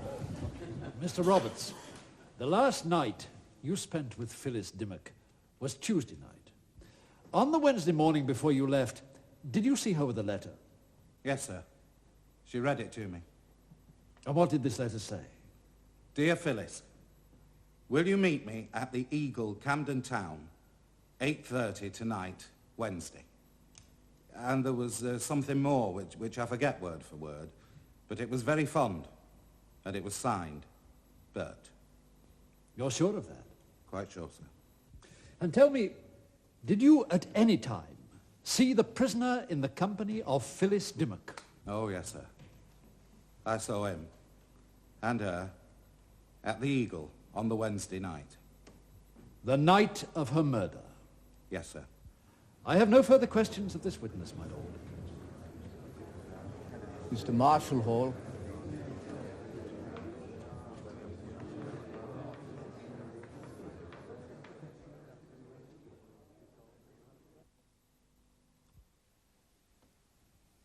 Do you know a woman called May Campbell? Yes. Yes, I do, by sight. Have you ever spoken to her? Yes. Look out, man! Look up and speak up. You're in a court of justice. When did you first speak to her? I think it was on the day of the funeral. Dimmock's funeral? Yes. Did you talk about the murder? Well, it was common talk, wasn't it? Was it? And in this common talk over the grave, did May Campbell give you the description of a man she said was known to be a close friend of Dimmock's? Yes. And did that description tally with your later description of Wood? It was like... Well, did it? Yes. Yes.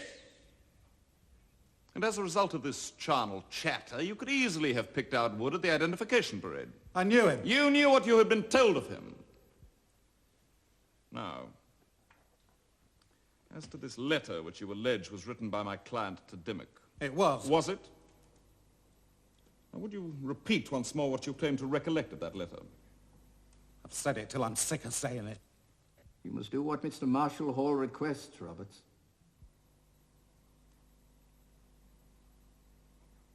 Dear Phyllis. I tell you once more, look up, man! Will you meet me at the Eagle, Camden Town, 8:30 tonight, Wednesday, Bert? Camden Town? What it said. How absurd, how truly farcically absurd. It is as if, my lord, I had arranged to meet you at your club and felt enjoined to remind you that it was in Pall Mall. It was her haunt for years. Why tell her where it was? I don't know. I didn't write it. And, Mr. Roberts, would you not agree with me that this letter would have to have been posted on Tuesday at the latest to have the faintest chance of being delivered by the first post on Wednesday? I suppose so. Is it then feasible that this mysterious writer would use the word tonight? Would he not say tomorrow, Wednesday? How should I know? I'm not a bloody mind reader. Do not dare laugh! A man's life is in jeopardy. Did you know that Dimmock was living with the man Bertram Shaw and posing as his wife? She told me. How could she not? When night after night you usurped his bed and had to crawl away in the dawn to avoid him. How could she not? And now, Roberts, I put this to you. I put it to you that when this crime was discovered, you realized only too well that you would be the most obvious, the most glaring suspect. You and you alone had had carnal relations with Dimmock on the nights before her death. In your extremity of fear, you cast around for someone to take that weight of suspicion from you, and the most obvious candidate was the so-called husband, Bertram Shaw. It was at that point that you invented the letter, and you invented the name of the signatory, Bert. No. But no. Bertram Shaw had an alibi. Cast iron, proof against all your lies. Another victim had to be found. The woman May Campbell gave you a face, gave you a name, and you seized them. It's not true. I put it to you that this fragment was never part of a letter which passed through the post. I put it to you that this letter is an invention born out of panic, and that your tale of having seen my client with Dimmock on the night of the murder is a monstrous, a fiendish tissue of lies. I saw him. I have no more questions of this witness, my lord. Sir Charles. Are you accusing Roberts of this murder? No, I most certainly do not accuse Roberts of the murder. Governor.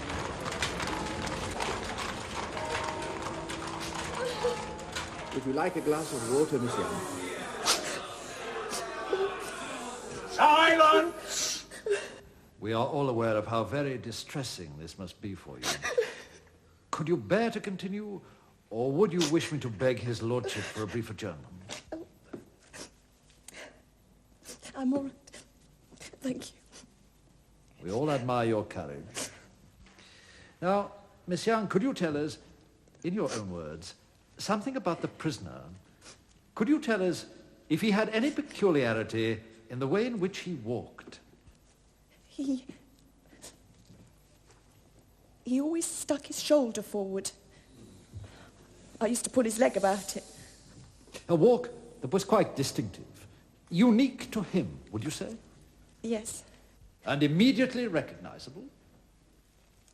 always. Thank you, Miss Young. Now, I know how painful this is for you to even think about. Why did you concoct a false alibi for Wood? He never gave me any peace. He begged me to. Is that why you communicated with the police? No, I never did.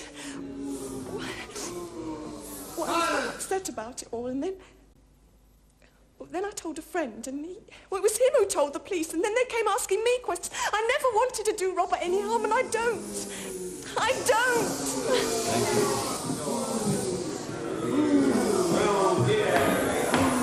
I must remind the public to remain silent during the proceedings of the court. Mr. Marshall Hall,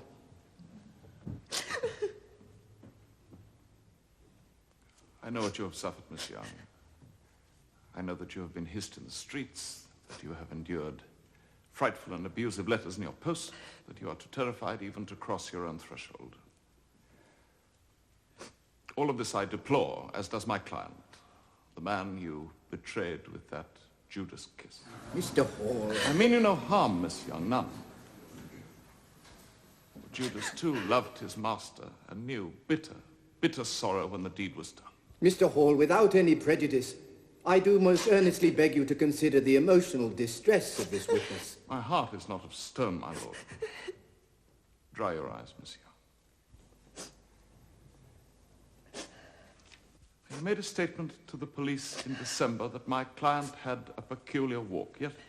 Yes. And this statement came some 2 months after his arrest, yes? Yes. And you volunteered this information after reading that the man McCowan had made a similar observation. Yes. Let us turn our minds, if we may, to the false alibi. It was agreed, was it not, that you were together until 11 o'clock, at which time you parted outside Brompton Oratory? Yes. And as to the precise time of 11 o'clock, whose idea was that? Robert's. He wanted an alibi until 11 o'clock. But Phyllis Dimmock, according to expert medical evidence which this court has heard, was alive at that time. A savage, barbarous death came to her much later, between the hours of 4 o'clock and 6 o'clock in the morning. So would you not agree that this false alibi was of value to a foolish young man who wanted to shield himself from the stain of an immoral association, but quite useless to a clever man wanting to clear himself of murder? I never thought about it. You will have many years to think of it now. Thank you, Miss Young. I have no more questions of this. Sir Charles?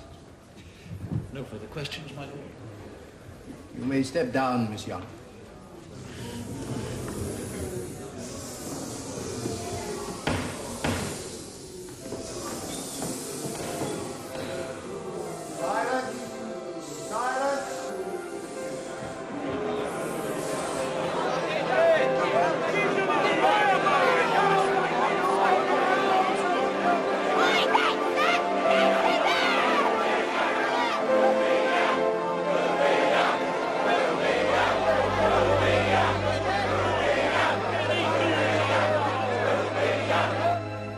Mr. Wood, is there any night in your memory when your son returned home after midnight?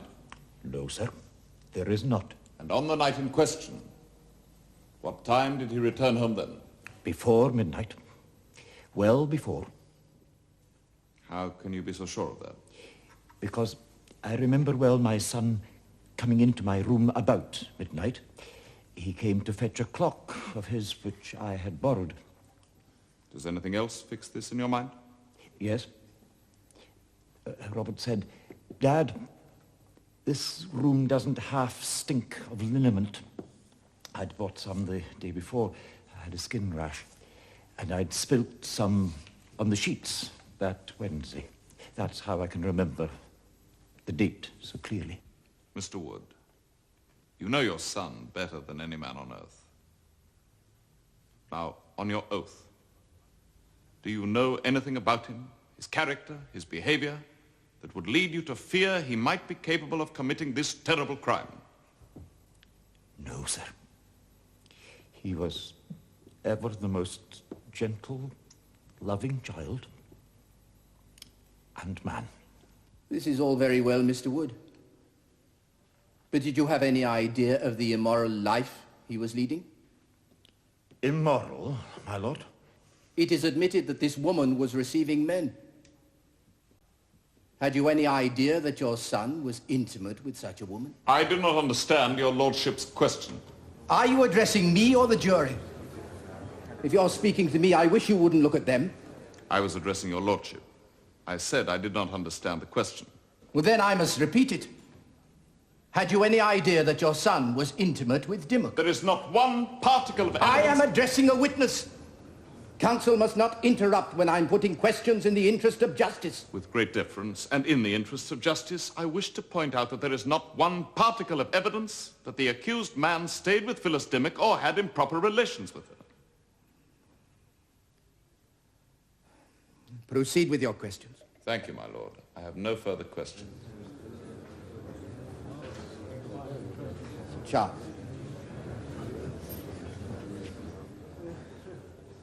Mr. Wood, do you love your son? Dearly. You would then do anything for him? Yes. Give your very life for him? If need be. Quite so. Indeed, what father would not, if his son were in danger of death, do all in his power to save him? I cannot know that. What you can know is that your son stands in the shadow of the gallows here today. What you can know is that it might take just a word from you to lift that shadow. A false word towards a good end. Would that not be worth saying? I cannot know this. Cannot, or dare not, sir. I put it to you, Mr. Wood, that seeing your beloved son's mortal danger, you have remembered that which was forgotten and invented that which was untrue. I lied. Upon oath. You have said it.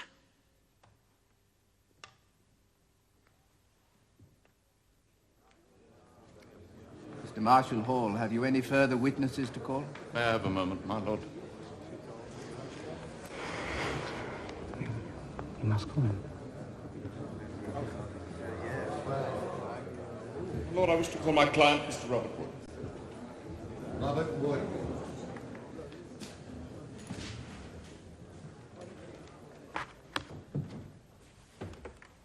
Robert Wood, did you kill Phyllis Dimmock? I put it to you again. Did you kill Phyllis Dimmock? You must answer the question. I mean, it's ridiculous. Wood, questions will be put by me, by my learned friend, and you must answer them directly. Now, did you kill Phyllis Dimmock? No. Thank you. How would you characterize your association with Dimmock? Casual and harmless. I see. Now, a witness has sworn that you were seen together in the public house known as the Eagle on the night of her death. Is that true? No. The witness said he noticed her because her hair was in colours. I'd never go out with a woman looking like that. But you did frequent such public houses, did you not? They were not respectable places, Mr. Marshall Hall. Did you frequent them? Never alone, never. Only in the company of a friend. A man has his reputation to consider. His reputation? Oh, yes. And a place such as the Eagle, well, the place hardly has a good name. Now let us turn to the charred paper found in the grate. Did you write the words on that paper? I may have done. Did you write them? I've told you. You have not. Did you write them? Yes. Thank you. Where did you write them? In my address book. In your address book. Was it a letter? No, it was some scribbling. I did it for fun. How did it come into her possession? She tore it out.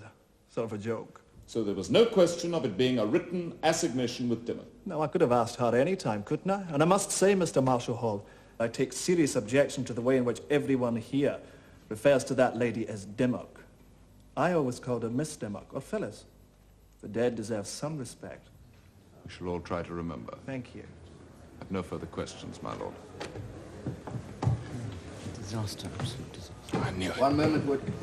You're not finished yet.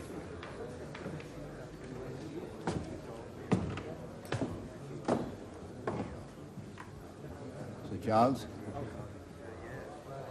Now, Wood, let us examine the postcard and the letter.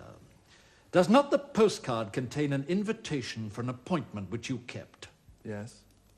You did keep that appointment? Certainly. My lord, with your permission, could officers of the court display a board which I have prepared? Very well.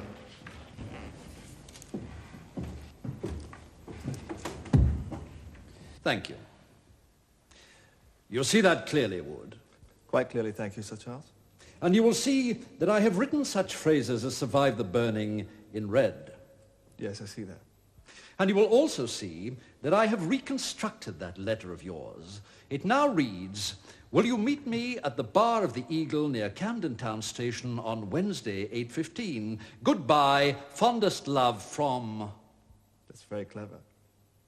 And it's also very true, isn't it? Answer me, man. Is that not an assignation for the night of this woman's murder? An assignation which you kept? No, it is not, Sir Charles. You have written that round it. The jury are the judges of that, Wood. Thank you, my lord. If, as you described to my learned friend, that your association with Miss Dimmock was casual and harmless, why did you address her as Phyllis Darling on the postcard? It was to please, I suppose. To please? I can't think of any other reason. Invention has run dry, has it, Wood? At what time did you arrive at Dimmock's house on the night of the 11th? I did not. Come, man, the time! I was not in that house, not at any time. Oh, but you were, Wood, were you not? Not all the skills of my learned friend can so dust our eyes that we cannot know that you were the last person seen with Dimmock and that you were later seen leaving her house after she had met her death. Is this not, at last, the truth? No, it is not. Did you have sexual intercourse with Phyllis Dimmock in that house? It is only to you, Sir Charles, that I should answer that question. I should be indignant with the average man. No, it is not the truth. I was never in that house. Ah.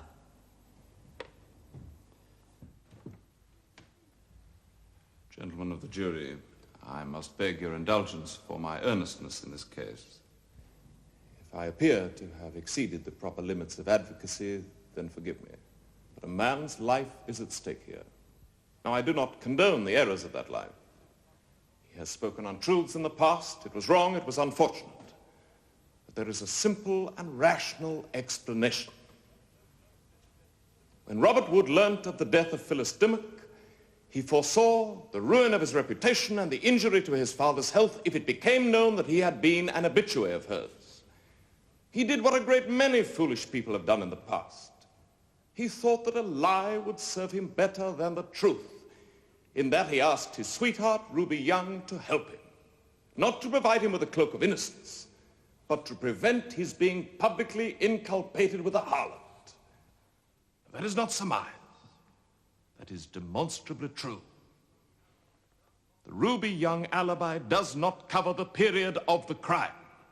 Phyllis Dimmock was killed between the hours of 4 o'clock and 6 o'clock in the morning. The expert medical evidence attests to this. What use then to Wood is an alibi that only protects him until 11 o'clock at night? No use at all. It was folly, born out of ignorance and fright. But leave that to one side.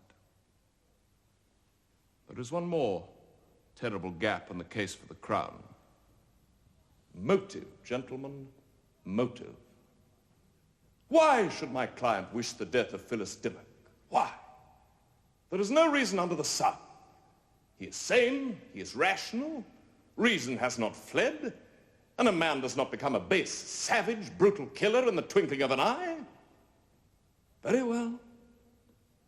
Leave that aside. And ask yourselves, for the Crown have not done so, what of premeditation? For the crime of willful murder to be established, the Crown must demonstrate that there was a point when the crime was actually considered and planned. Has the Crown discharged this onerous burden? It has not. Leave that to one side. My client was seen leaving the house of death in the early hours of the morning by the man McCowan. There is a witness. You have his word. Gentlemen, I would not hang a cat on the evidence of that man. Would you? I read the answer in your eyes. Now, at the last, I must turn to the evidence of Miss Ruby Young. I would gladly have said nothing of her. Poor, unfortunate, wretched woman. I would have let her go from the witness box and pass from your minds, but for one thing. McCowan's pathetic evidence stood alone in all its glaring implausibility until December the 4th, when, 2 months after the arrest of her lover, she for the first time said he had a walk similar to that described by McCowan. And I have to say to you now, with a heavy heart, that her sudden inspiration of memory was a malicious, vindictive lie motivated by a desire for revenge. Revenge, I say, against the man whose plight she had encompassed, whose downfall she had engineered, and whose death she sought. Why? Because he had deserted her for a hated rival, and because he had exposed her as a conniving Jezebel. Gentlemen, you may now cast her from your minds. What remains? The case for the crown lies in ruins. You cannot hang this man. I defy you to do it. Gentlemen, I do not ask for his freedom. I demand it.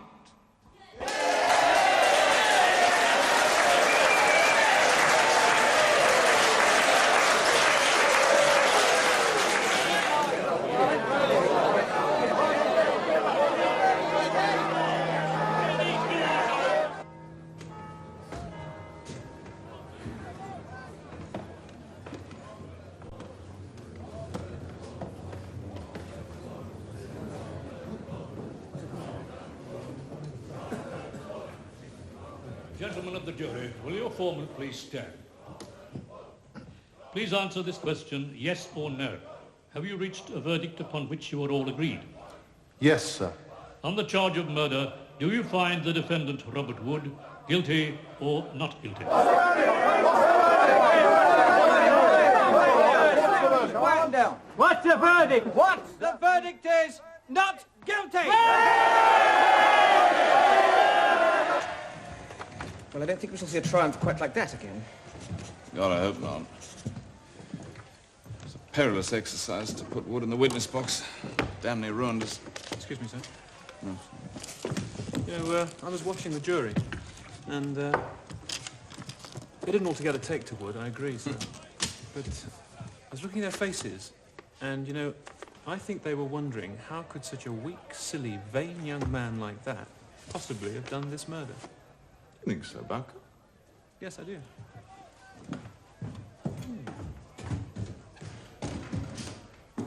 Of course, that's just my opinion, sir. Well, thank you, Edgar. It was your idea to put him in the box. Credit is yours. No. It was long before we called Wood. It was when you demolished McCowan. When you trapped him in the box and demolished him. Why, man, far from being drizzly, the night of the 12th was the hottest and the driest of the year. All right, come on. I tell you, that is a moment I shall never forget. It was the hottest and driest of the year. Marshall. It was the hottest and driest of the year. What is it? On such a hot night, rigor mortis is delayed. But the doctor did not take account of it in his notes. Here. Here. Yes? He took the ambient temperature of the room at 11:30 later that morning, which was cloudy and much, much cooler. What, so you mean... Yes! Dimmock was not killed at 4 o'clock in the morning. She was killed earlier, much, much earlier.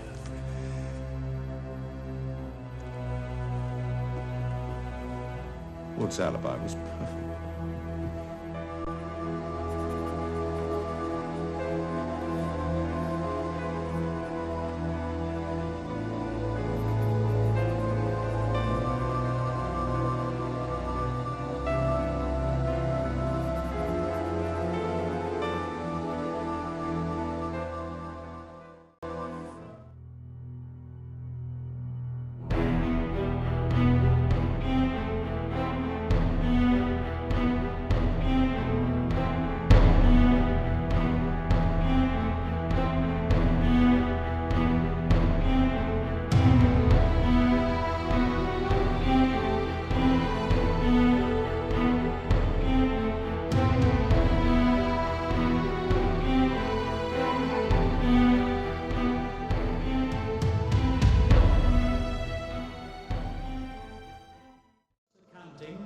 find the defendant, Horatio Bottomley, guilty or not guilty? Not guilty. On the second count of obtaining a pecuniary advantage by deception, guilty or not guilty? Not guilty. And on the third count of making a false statement with intent to deceive, guilty or not guilty? Not guilty.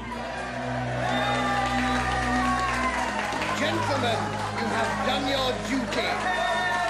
Thank you, my lord. Well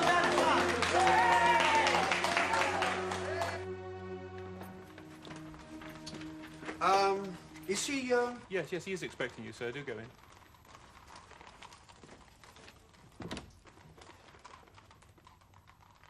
What on earth is that? It's a present. Read the inscription. To the greatest advocate in England, from his grateful client, Horatio Bottomley. You had it inscribed before the verdict. What a monstrosity. Picked up a copy of his magazine. Oh, thanks. Thank you. Public benefactor, Horatio Bottomley, innocent. He must have had this printed before the verdict as well. No shrinking violet as our Horatio. Very sure of himself. Sure of his advocate. Sure of his solicitor. But can we go on getting him off? As long as he cannot be proved to be guilty. Ah, Marshall is the greatest rogue unhung. Excellent champagne. He can afford it. Honestly. The Nil Desperandum Mining Company. Another? No. You barristers may be able to drink the day away. We poor bloody solicitors have got work to do. Oh, shame. Now, what am I doing here? Oh, yes. I have my clerk Bishop camped out at Liverpool, waiting for the ship to dock. Ah. Mind you, so has every other solicitor in the kingdom. We'll get the business? Oh. Bishop's good. Fast on his feet. He'll be up that gangplank quick as a monkey. Thanks for the bubbly. Don't forget dinner tonight. Cafe Royal. It is the land of opportunity. Really? My dear young man, for those ready to seize it, you simply have no idea. But I'm happy to tell you that I've managed on your behalf to And mind, purchase... do not forget me, please. How? Of course. Mr. Torsch, you're now the part owner of a block of virgin forest, and it's the best in Canada. I say on behalf of Mr. Torsch and myself, well done, Mr. Bennett. Well done, Mr. Bennett. Mr. Newton! See, it is he, our good friend. Mr. Newton, just a moment. Mr. Newton, come. Sorry, Miss Marshall. Principal? Oh, business. My evening is complete. Join us, please. Waiter, more chairs. Well, we were having a private... No, I insist. Very well. Mr. Edgar Marshall Hall, may I present Mr. Forsh? How do you do? I have heard of you, such a famous man. Count for aesthetics. Reverse test. How do you do? And Mr. Bennett. Who is related most closely to the Mr. Bennett, who owns the New York Herald. May Mr. Marshall Hall sit by me? It will give me so much to boast about when I go home. All right, Arthur, thank you. The evening is begun. Your name is great, of course, even in my country. Sehr angenehm. Sprechen Sie Deutsch? Meine Frau ist Deutsch. Ja? Ja. Champagne, more champagne. It is a celebration night. Tonight, my fortune has been made by our friend Mr. Newton. Well, I wouldn't... Now we eat. Then, my dear guests, we go to this famous theater. Dolly's. Dolly's? David.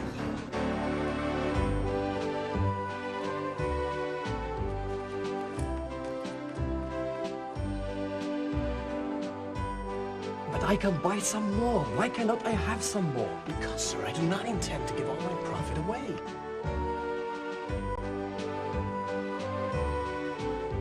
It's simply a question of money, Mr. Torsch. I know nothing of business.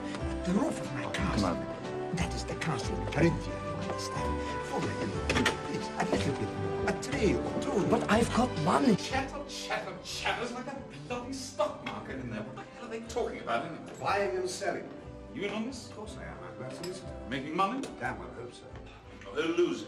No one. Oh, come on, Arthur. If someone's making it, then someone's bound to be losing. Bennett's buying trees, the other two are putting money in. I suppose the squirrels are worse off, but I can't think of anyone else. I just can't understand this fascination with making money. Everyone's making money, Marshall. It's the spirit of the age, a sheer wealth of opportunity. It's a huge tree laden with fruit. All you have to do is stretch out your hand and pluck it down. Smacks of greed. Marshall, I do not intend to spend the rest of my life pushing bloody breeds for barristers.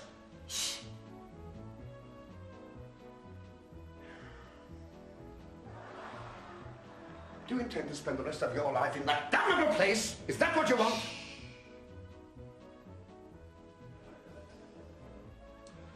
Marshall.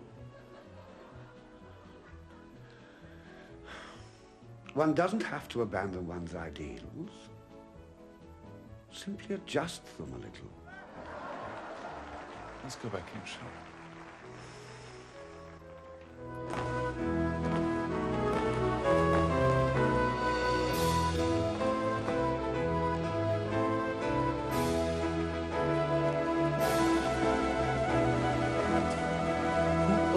Sorry, Mr. Udwin.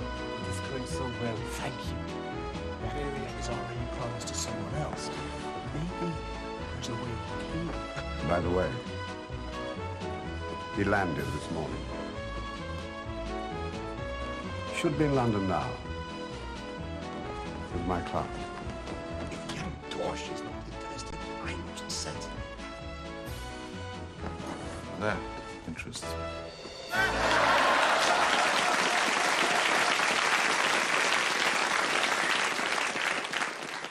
My name is Newton. I'm a solicitor. So Mr. Bishop told me. He said you were the very best. Ah, well, he would. He's my clerk. Well, now, I'm here to help you with your defense. Have I one? Oh, you will have. I most faithfully promise you that, Dr. Crippen. Mild-mannered, you say? Gentler soul you couldn't hope to meet. And this is the man they claim hacked his wife's body to pieces and buried it in the cellar. Yes, well, we'll have our work cut out, I do warn you, Marshal. There's the girl in the case, you see. Ethel Lenive. She's all he'll talk about. Love of his life, no doubt about that. And he will not permit any line of defense that incriminates her. But she's already incriminated. She broke and ran with him, was arrested with him on board ship, brought back with him. How could she not be incriminated? Yes, I agree. But he's determined to protect her at all costs. The cost of his life. See what can be done to change his chivalrous mind. Yes, well, we'll see.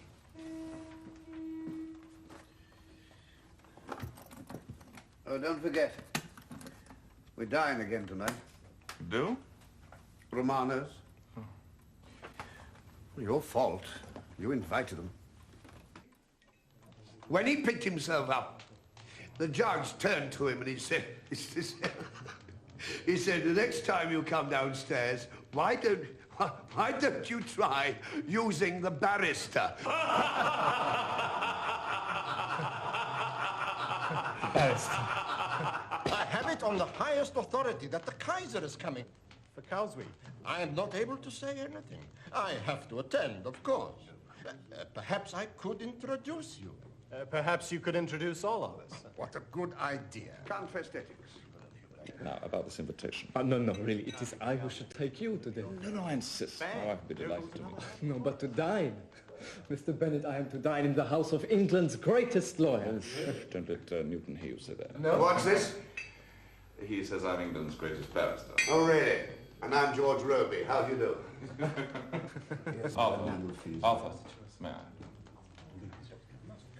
What? There's nothing underhand going on here, is there? In what way? Our young Austrian friend isn't sailing into troubled waters, is he? Oh, he's old enough to look after himself. You haven't answered my question. Let's get on with supper, shall we? Arthur. Marshal, you keep your mind on Crippen. There's enough criminality there to be getting on with. Arthur.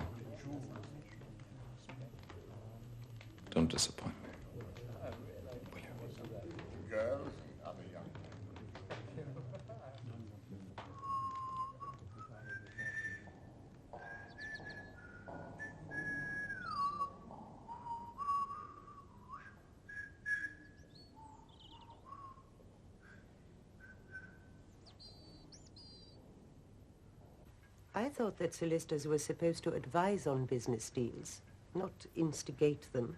Well, he's just acting as a bridge between the parties. I don't really understand the details. Well, perhaps you should make it your business too. Newton's all right. Anyway, it was you who said he was sailing a bit close in the wind. You know what I feel about him. Yes, well, Arthur Newton happens to be a close personal friend. And who is this lady friend that Herr Torsch is bringing to dinner?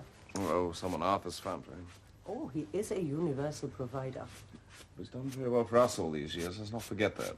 Not half as well as you have done for him, Edward, so let's keep that in mind. And it's to the wind. Pretty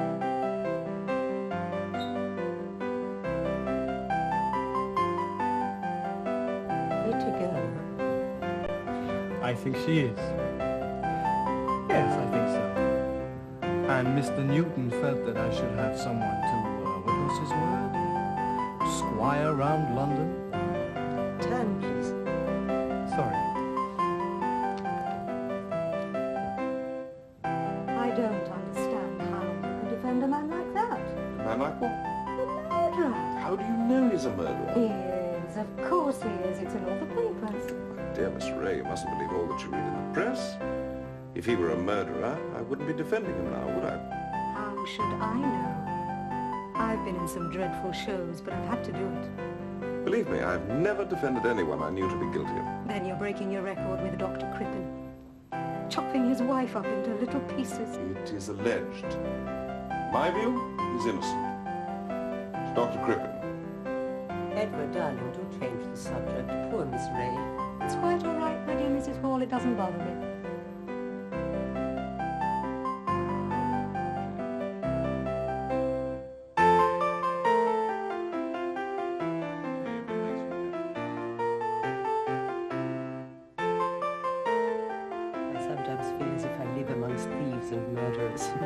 But your husband saves them, doesn't he? He's not a missionary, you know.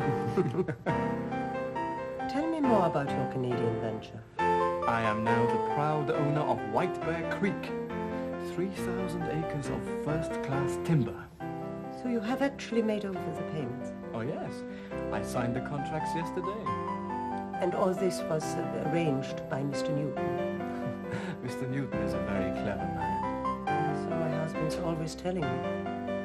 Scotch or brandy? Too early in the day for me. Never too early in the day for me. You don't believe a word of that stuff, do you? No. But it sells. You're a villain. Villain?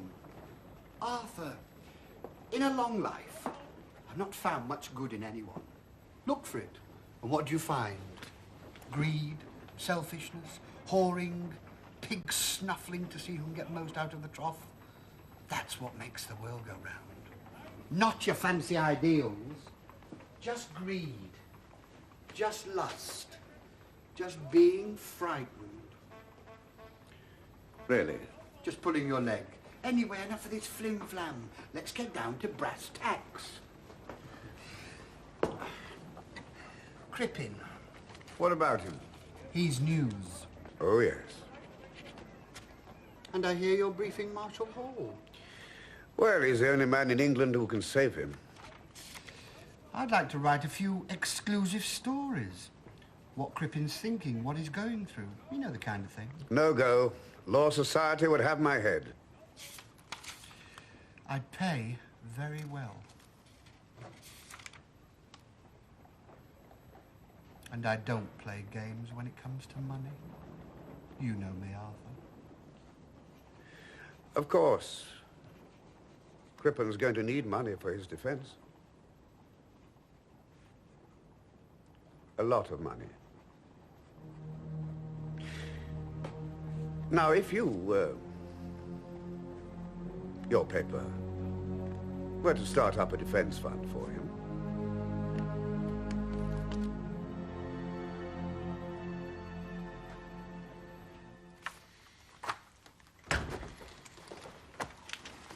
Morning, Moore. Morning, Marshal. I'm handling stolen goods at Horseferry Road at 10:30.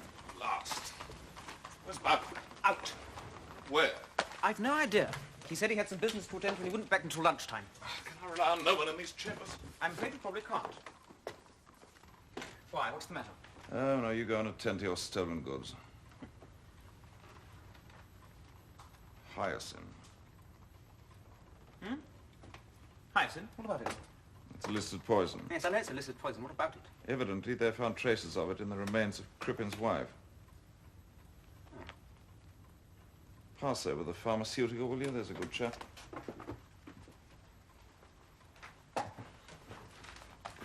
Your father was a doctor, wasn't he? Yes, I remember him telling me something about it. I'm damned if I can remember what. Crippin's a doctor, too. Of sorts. He'd have access to hyacinth. Hyacinth. Much used in cases of mania, especially cerebral excitement. Occasionally used as an anesthetic in operation. Anesthetic? Yeah, yeah. It's not claimed that it abolishes pain, but rather that it destroys the memory of events. Memory of events? What events? How much hyacinth did they actually find in her body?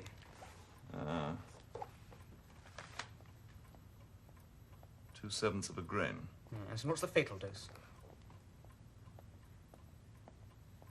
1/30 of that. Well, there you are, you see. He must have known that that much would finish her off. That is intent to murder. If he'd injected such a massive dose, but he gave it to her by mouth over a considerable period of time. Well, perhaps in that case he didn't intend to kill her. Precisely. Well, you better get down to Horsefree Road. I'd hate you to be late for your stolen goods.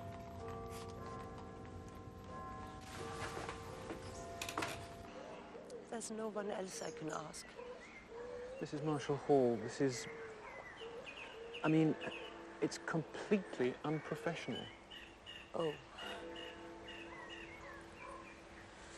Well, I don't care about that. I have to.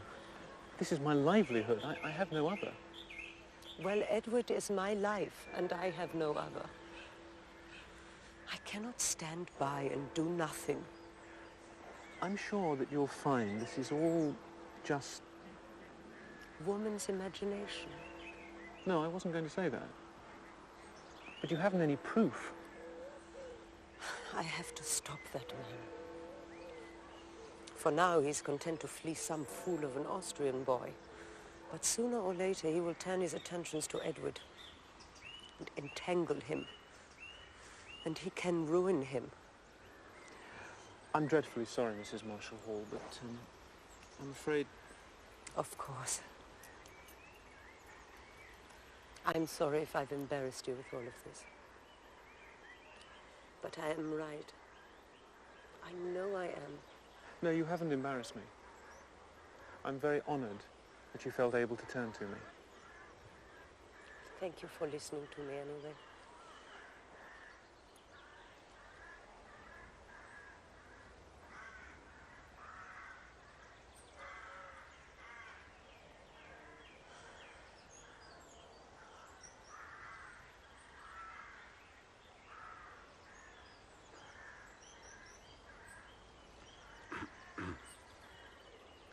It's the Canadian Register of Land Holdings that'll have to be looked at. I have a colleague in the way of business in Ottawa. I shall send him a telegraph wire on my way back to Chambers. Thank you. Good day, Mrs. Marshall Hall.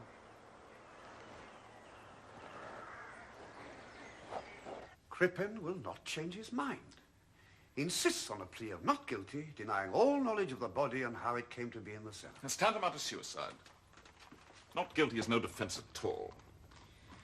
And what line do you suggest I persuade him to accept? The only line is manslaughter. Manslaughter? Look, I'm getting to the truth, Arthur. As long as Crippen says I know nothing about the body, then no one in the world is going to believe him. For heaven's sake, it was found in his cellar, wrapped in his pajamas. Yes, well, you have a point. Bowker, the devil of Udwin.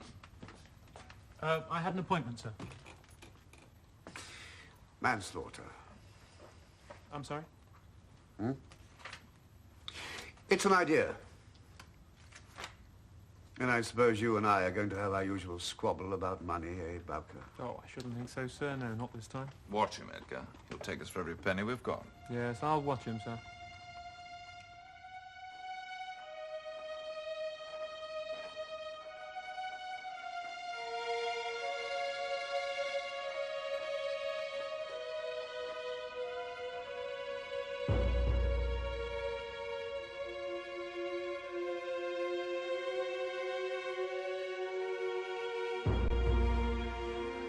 This is incredible.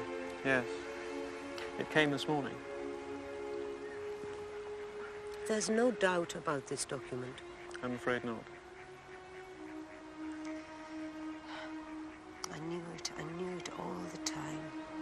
It seems the Austrian gentleman has been fleeced. I was right. I'm very sorry.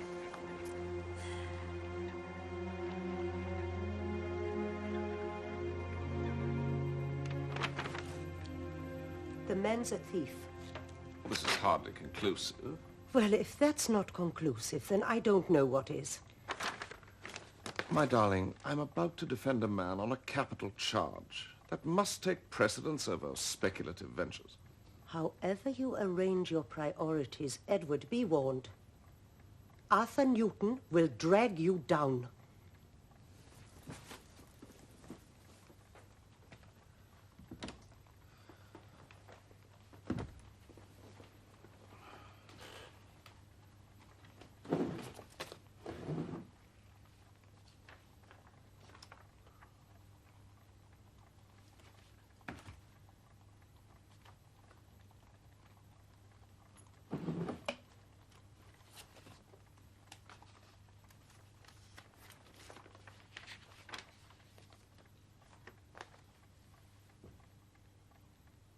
Even now, when he is about to stand trial for his very life, Dr. Crippin's only thoughts are for Ethel and Neve, his young and beautiful mistress, for whom he has risked all.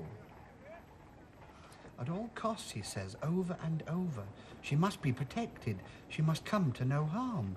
She put her trust in me, he says, and whatever I asked her to do. He's, really talking there about them skipping to Canada with her dressed as a boy. Said it was his idea. Whatever I asked her to do, she did, never doubting. This is good stuff, Arthur. He's told me how they first met. How he fell in love. Where they used to go. But you can't have that. Why not? He'll know I'm the only one who could have told you. Someone at the prison could have talked.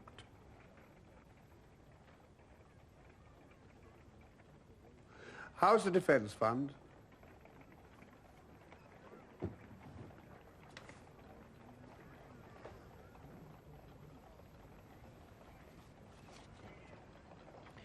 It'll be put to good use. There it is, the good doctor's residence from 1905. Did he own it? Not on the papers here, and it was rented. Come on. Yep. Thank you. Thank you very much. Have you sure they'll let us in? Oh, don't be such a pudding. Come on.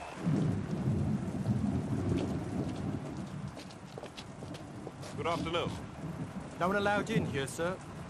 Constable, have I not seen you in court? Maybe so, sir. Gave your evidence admirably, I thought. Thank you, sir.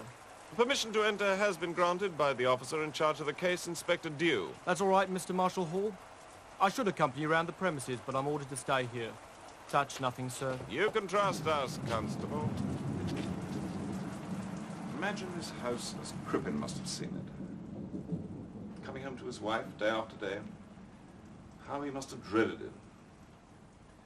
No sooner had he closed the door than there would be the sound of the voice. That hectoring, demanding voice of hers. She tyrannized him, you see. Used him as a kitchen drudge to fetch and carry. But always the voice. Calling. Here he would hang his hat, catch sight of himself in the mirror. They did not use the upstairs rooms. They lived here and in the basement.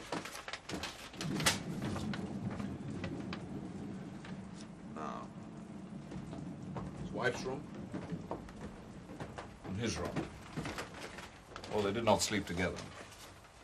So the lonely man finds a mistress, Ethel Neve, who is everything that his wife is not. He adores her, falls in love with her, and she with him. But how can the lovers express their passion? Furtive afternoons in hotel rooms cost money, and he has none.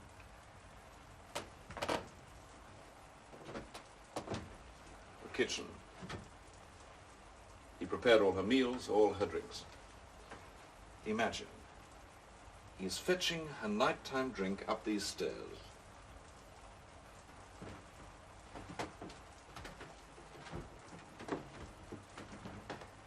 taps at her door, always subservient, always polite. He waits until she summons him into her room.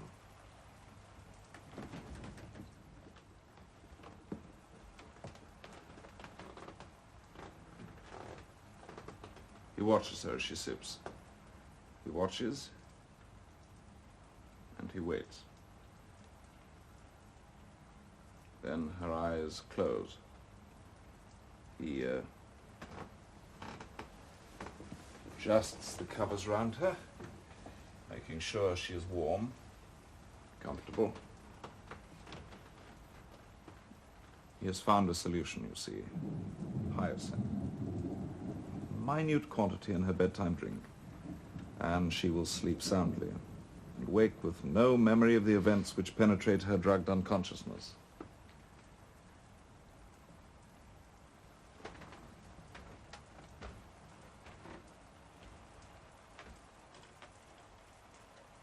He is seen by one who watches from that dark street. And Ethel Neve,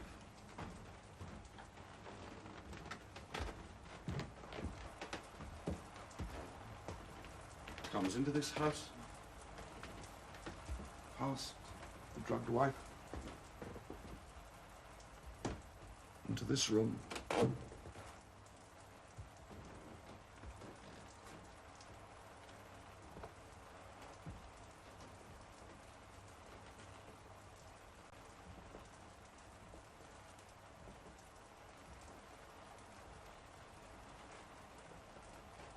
And into this bed.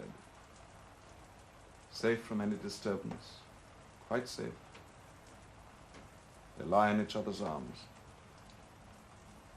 And why not? Loneliness is worse than hell. But a speck of a drug can lift you from hell to heaven. I swear before Almighty God, I would have done it.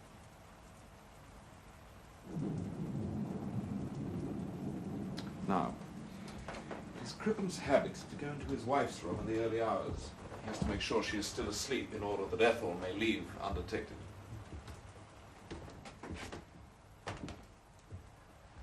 For some time, he has observed that her state of unconsciousness is growing shorter.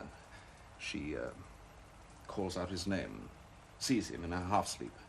So he has had to increase the dosage. Then, on the 31st of January, a bitterly cold night, leaving Ethel in his bed, he goes into his wife's room. To his relief, she is still. As he adjusts the covers to make her snug, his hand touches her cheek. Ice cold. He strikes a match, holds it close. The flame does not move, no breath. And her eyes are open, fixed, and staring into his. He utters a cry, backs into the hall. Ethel appears in the doorway. She sees the terror in his eyes. He tells her she must leave. She refuses. They argue, but she insists. Oh, if he could just once have stood up to a woman. You see, if she had done as he had asked and left, he could have dressed, gone into the street, found a policeman, told him his wife had died of an overdose, and the shadow of the noose would not be falling on him now.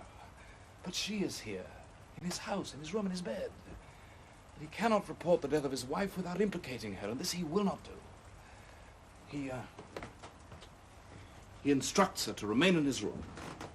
And then, what a terrible thing is panic. He drags his wife's body from the bed. The hallway. Down into the basement.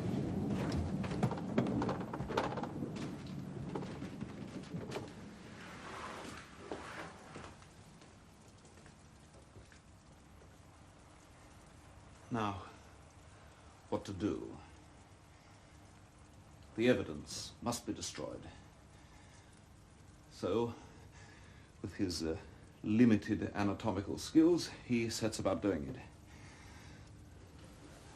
Ethel knows nothing of the gruesome task he is engaged in, nor must she. The hours tick by, for it is not a task that can be done easily. At last, it's complete.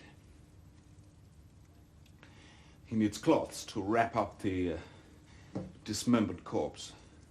All that's here he uses. Tablecloths, tea towels. He needs one cloth yet. His pajama jacket.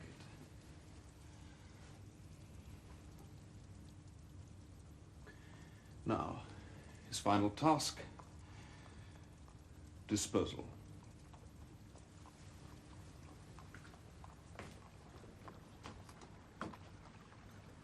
The coal cellar.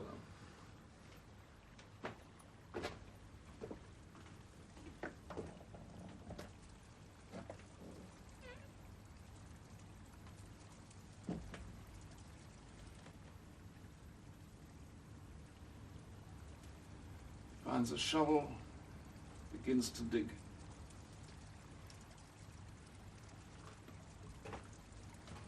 The rest we know. Come on, I've had enough of this place.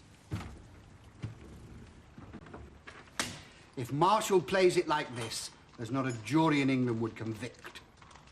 Absolutely. Crippen would walk free. Not really. He'll get 5 years for manslaughter. Arthur, I don't know if the idea's occurred to you, but there's a damn sight better story.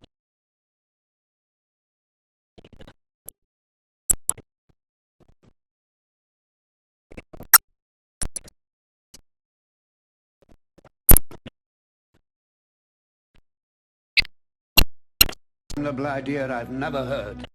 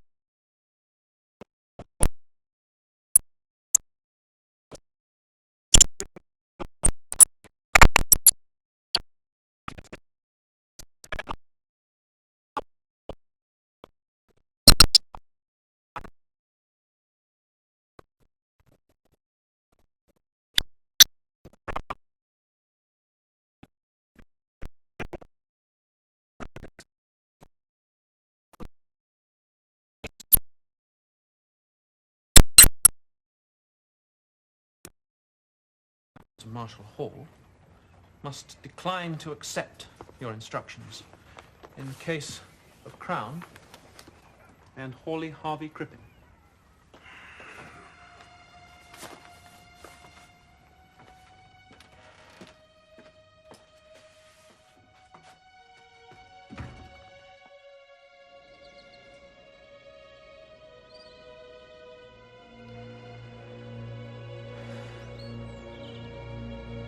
Tobin? I see. Yes, I have to go now. Goodbye, Mr. Bishop. Now we need 2 good men. Mr. Marshall Hall. Not now, Edgar. This is most urgent. We need 2 good men skilled in poisons. Wilcox. Yes, he'll do for one. Then see if you can find someone with a title. Jury's lover knight. I must speak to you, sir. Can you think of anyone, Edgar? I need a silver-haired quack with a handle to his name. Mr. Marshall Hall! I have turned the brief down. I have refused to act in Crown and Crippen. But Edgar, we're going to win. I couldn't proceed with it, sir, because no fee was being offered with the brief. At Mr. Newton's specific instruction. No fee? No fee at all. I'm sorry, sir, but it was quite impossible for me to accept it on those terms. I'll do it for 10 guineas. Go back to Bishop, tell him we'll take the case. It's too late. Just do it. They've briefed Mr. Tobin. Alfred Tobin? Apparently, Bishop went straight from here to his chambers. But he's no experience at the criminal bar. None at all. Then Crippen will hang.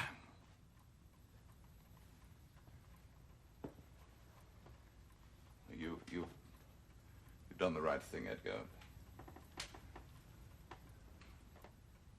the hell is Newton playing at? Can anyone fathom it? Didn't Newton help Bottomley set up Crippen's defence fund?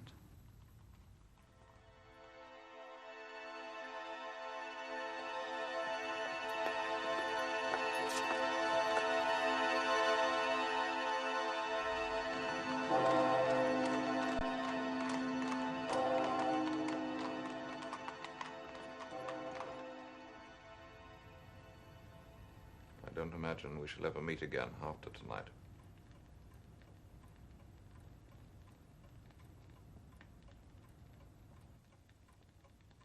This is quite absurd.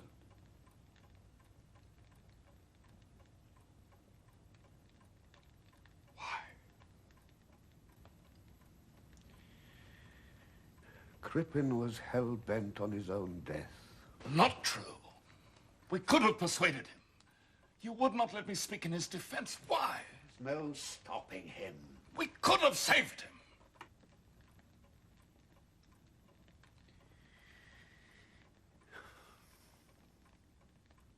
You were the wrong man for it. Case would have fallen apart in your hands. Liar! Here. Crippen's last testament. Words from the grave. The defense at last that I would have given. My defense, put by you into a dead man's mouth. What Bottomley chooses to print is entirely... It's what you are paid to write!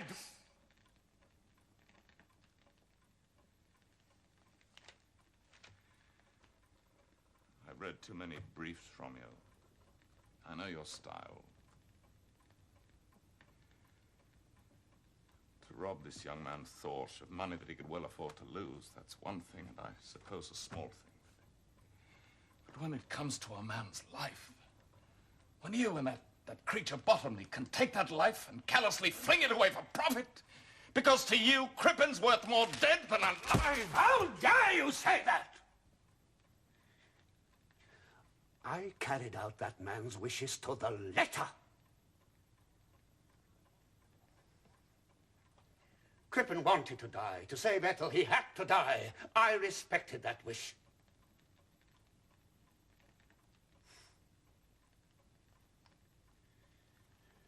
Your defense.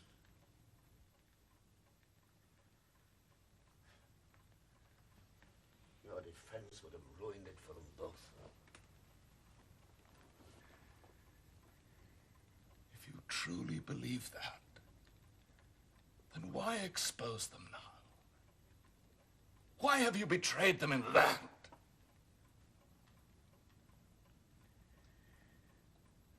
I believe I respected the man's wishes. And that is all I need to know. I've lost you as surely as you have lost yourself.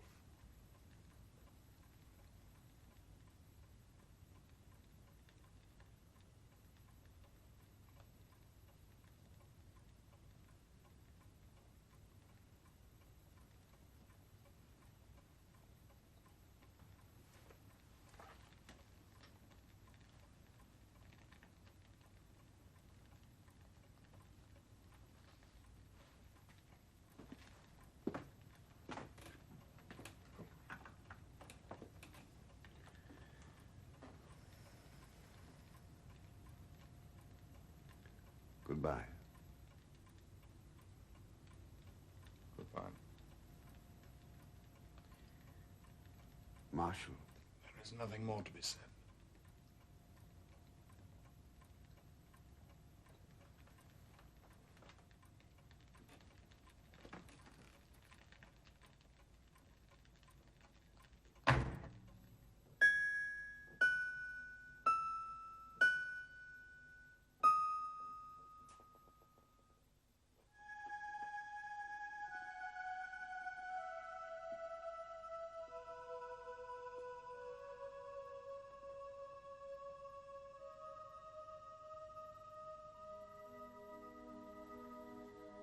Edward, darling, it's 5 o'clock. You're right about Arthur. I feel a complete failure.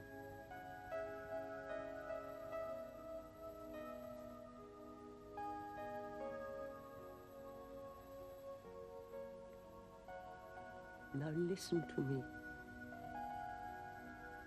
Newton's disgrace and Cricken's death are not your fault. You can't take all the world on your shoulders, Edward. No man can. You expect too much of people, and so you will always be disappointed. Just be proud of those you have saved. Hmm? I need you.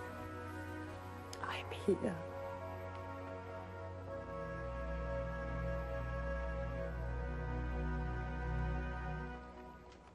Good afternoon, Edgar. Good afternoon, sir. I didn't expect to see you in today. Now, Edgar, I don't want you to fuss. But Mrs. Marshall Hall and I have decided to take a trip. I need a rest, we both need a holiday, so whatever work you have in hand for me, I want you to hand it on to someone else. Very good, sir. Nothing of interest coming to Chambers anyway, is it? No, not much. A couple of frauds, a breaking and entering. What's that big fat one? That? It's a murder. What sort of murder? It's a poisoning, sir. Poisoning? Husband and wife by the name of Seddon. It's alleged that they poisoned an old lady who was lodging with them. It won't hurt to have a look, I suppose. Just for interest, you understand? Quite so, sir.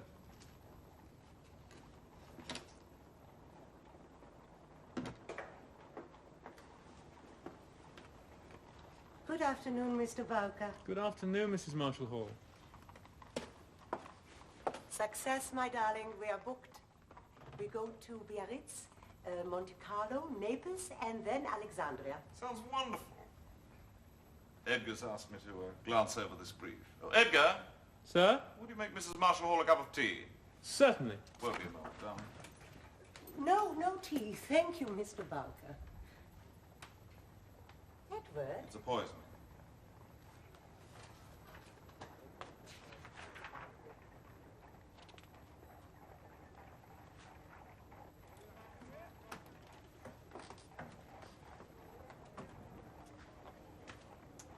Well, I think, Mr. Bowker, I shall have that cup of tea after all.